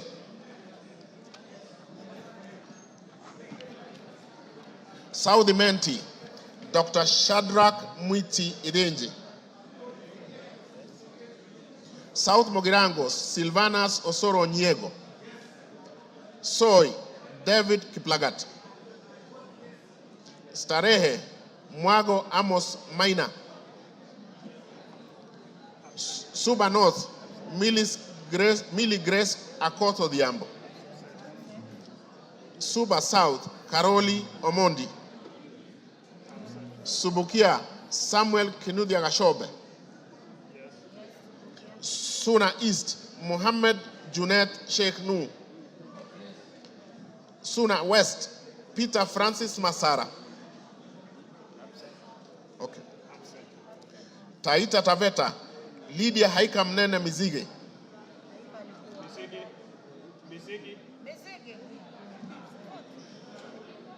Okay. Tana River, Amina Dika Abdullahi. Tarbaj, Hussein Abdi Bare. Taveta, John Okano Bwire. Teso North, Edward Kaunya Oku. Yes. Teso South, Mary Emase Otucho. Tetu, Geoffrey Wandeto Mwangi.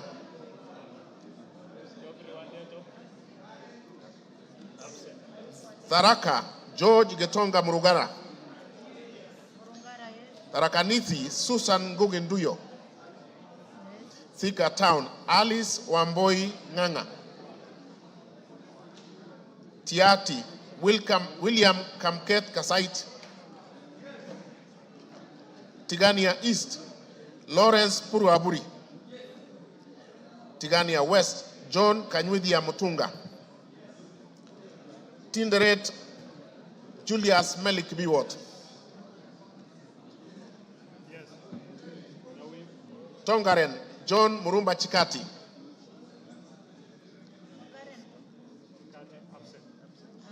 Trans-Nzoia, Lillian Chebet Siyoy. Tarbo, Janet Chepkemboy Sitiene. Turkana, Cecilia Asinyen Nyetit. Turkana Central, Joseph Namuar Emathe. Turkana East, Nicholas Gikolong. Turkana North, Paul Ekwom Nabuin. Turkana South, John Ariko Namoit. Turkana West, Daniel Epuyo Nanok. Wasingishu, Gladys Jepkoske Boss. Ugenya, David Oumochieng. Uriri, Mark Ogola Nyamita. Vihiga, Kevai Ernest Ogesi Kagesi. Vihiga, Beatrice Kahai Adagala. Voi, Hamis Chome Abdi. Wajir, Fatuma Abdi Jeho. I vote yes. Wajir East, Aden Dawood Mohammed. Wajir North, Ibrahim Abdi Sane. Sane. Wajir South, Mohammed Aden Ado. Wajir West, Yusuf Mohammed Farah. Webuye East, Martin Pepela Wanyonyi.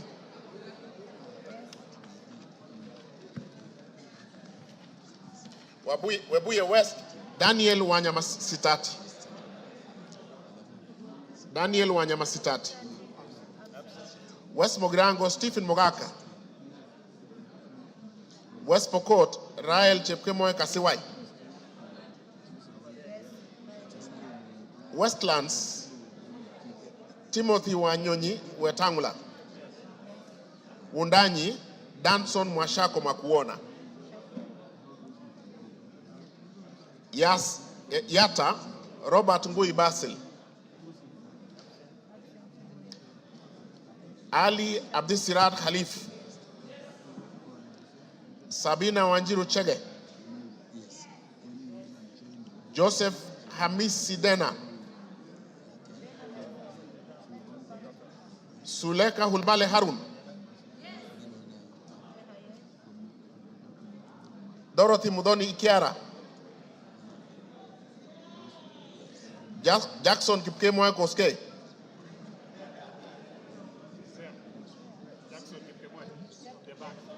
Jackson Kipkemoy Koske. Irene Nyakerario Mayaka. Umulher Harun Muhammad. Teresia Wanjiro Mwangi. Abubakar Ahmed Talib.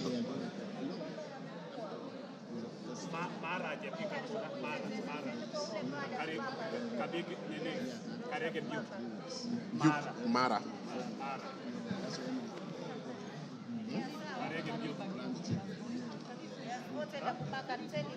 Yeah. Yes, amefika. Yes. Yeah. Okay. And Mara.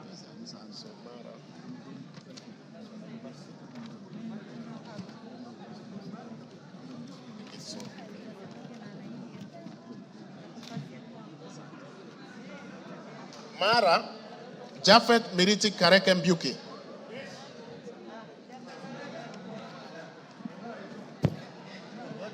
Okay, we are done. Yeah.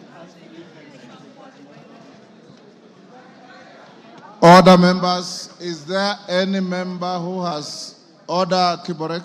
Order. Is there any member who has not had his or her name?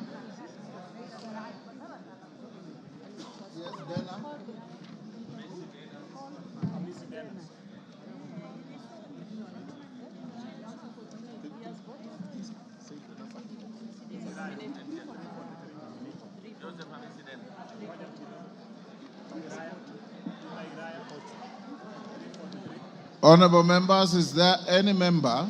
Yes. Yes. Joseph Wainaina Iraya.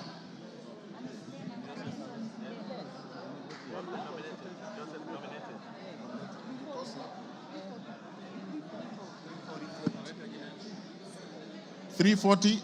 Joseph Hamisi Dana. There is a member at the back there, the nominated member. No, he's voted. Okay.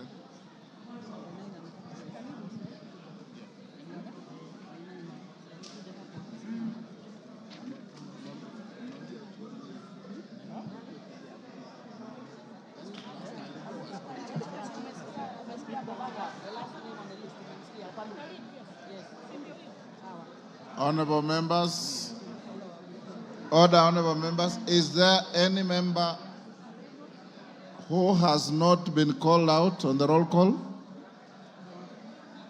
No member.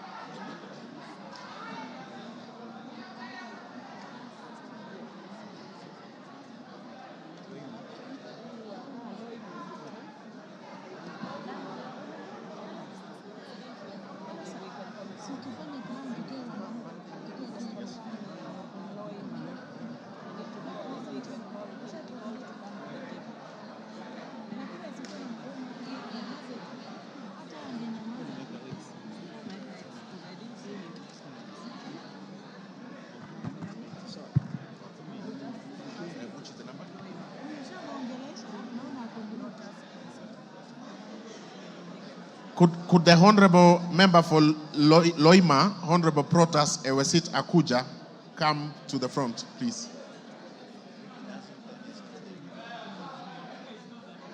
Thank you.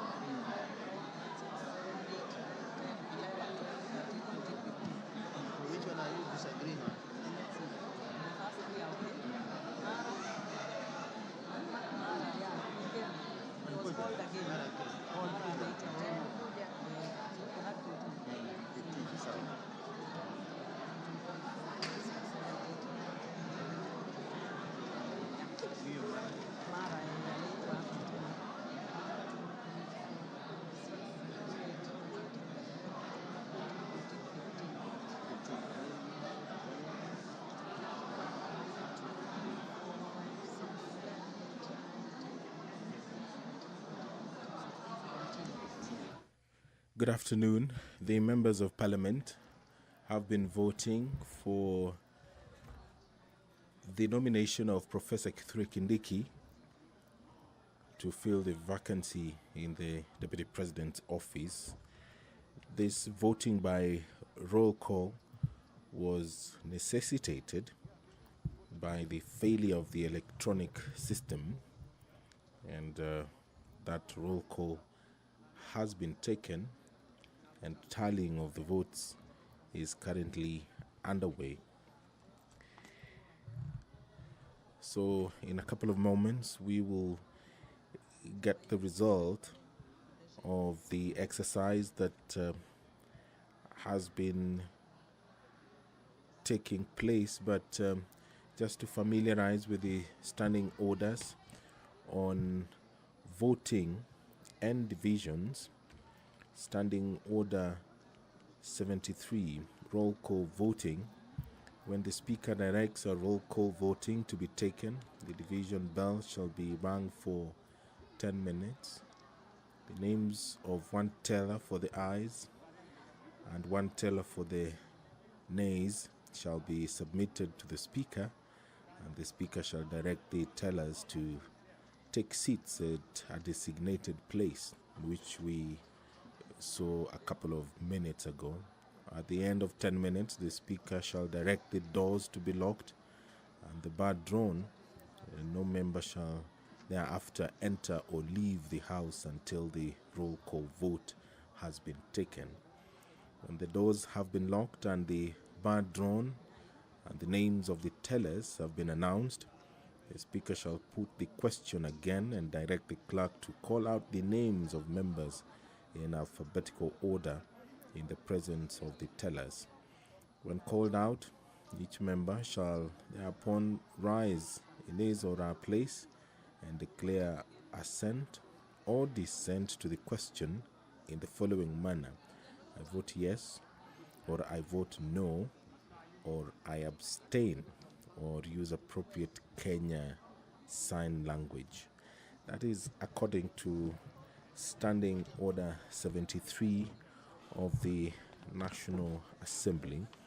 After the clerk has read the last name in the division list, the tellers shall present the result of the roll call vote to the Speaker, who shall thereupon announce the result of the vote to the House. So we are waiting for that process to conclude. On your screen, you can see there's that activity taking place. The tellers are standing to the left of the screen.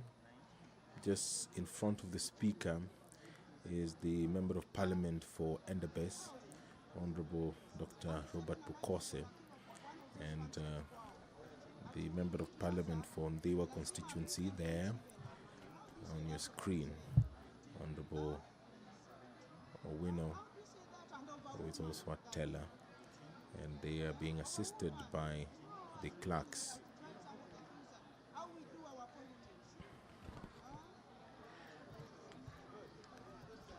Standing Order 71 of the National Assembly talks about technical failure, confusion or error occurring, which we did see some minutes ago.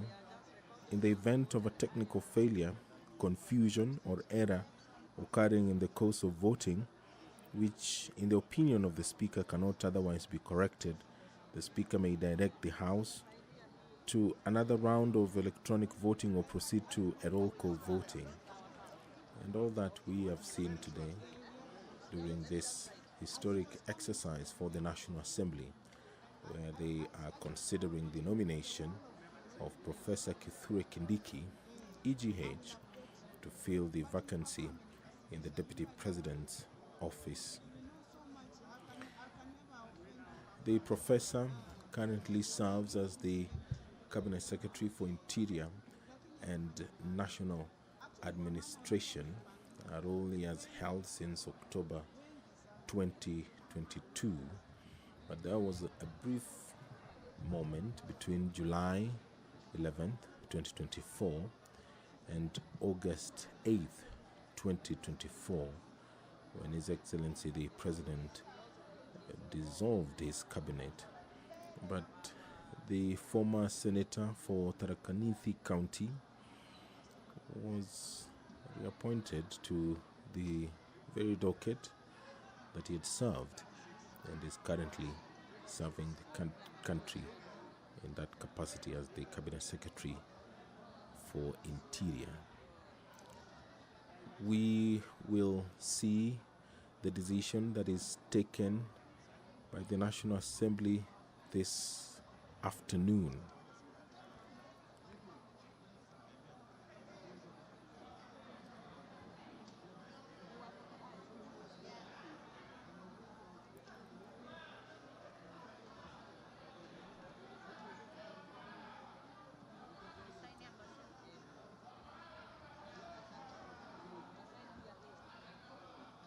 Order, honorable members, order. Members, take your seats. Take your seats. Take your seats. Jane Kagiri, take your seats. Take your seats, members. Karemba, take your seats. Ruku. Take your seats.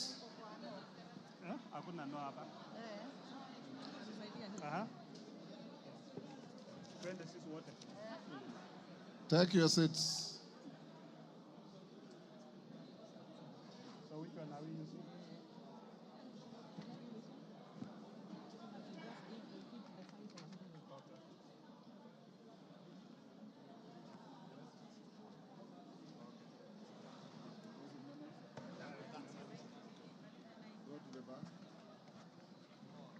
Tell us, go to the bar.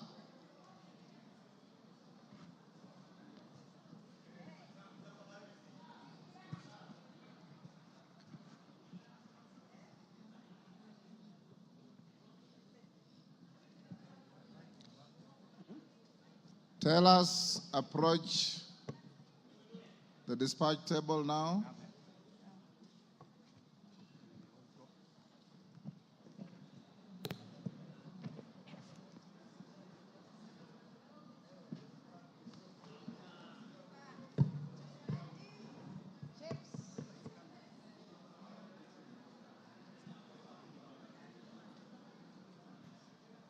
Who is your team leader, Bukose? Honorable Speaker, on the voting, abstentions 0, nays 0, ayes 236.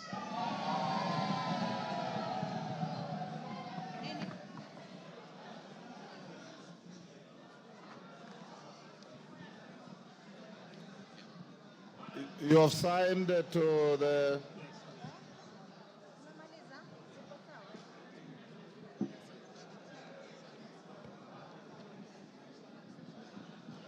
Order, honorable members. Order. Order. Who is that member? Hillary. Take your seat. Honorable members, the vote on the nomination of Professor Kithure Kindiki to fill the vacancy in the office of the Deputy President of the Republic of Kenya is as follows. Abstentions, nil. Noes, nil.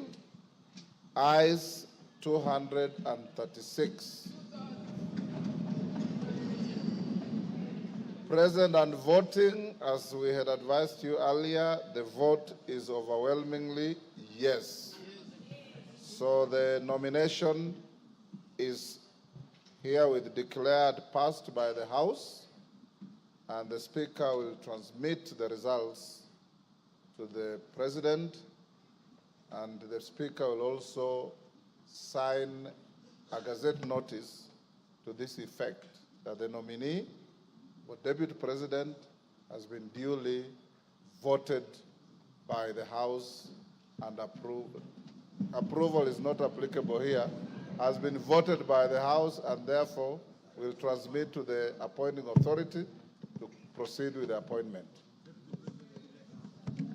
Is now Deputy President-elect.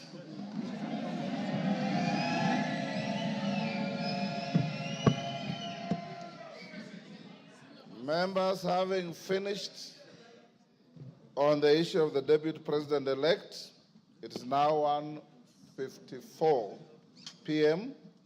and the House will adjourn until this afternoon at 2:30.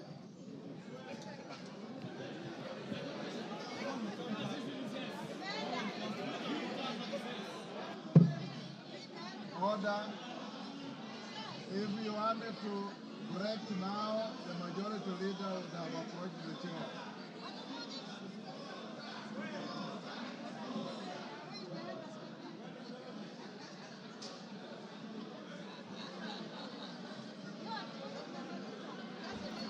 You've been watching the proceedings in the National Assembly, where the House has voted for the nominee to fill the position of Deputy President, and that is Professor Kithure Kindiki. That message will be transmitted to the President, and the Speaker of the National Assembly will gazette the decision of the National Assembly this afternoon. As things stand, Professor Kithure Kindiki is the Deputy President-elect. This broadcast has been brought to you by the Parliamentary Broadcasting Unit in conjunction with the Kenya Broadcasting Corporation. My name is Edward Kabasa. Good afternoon.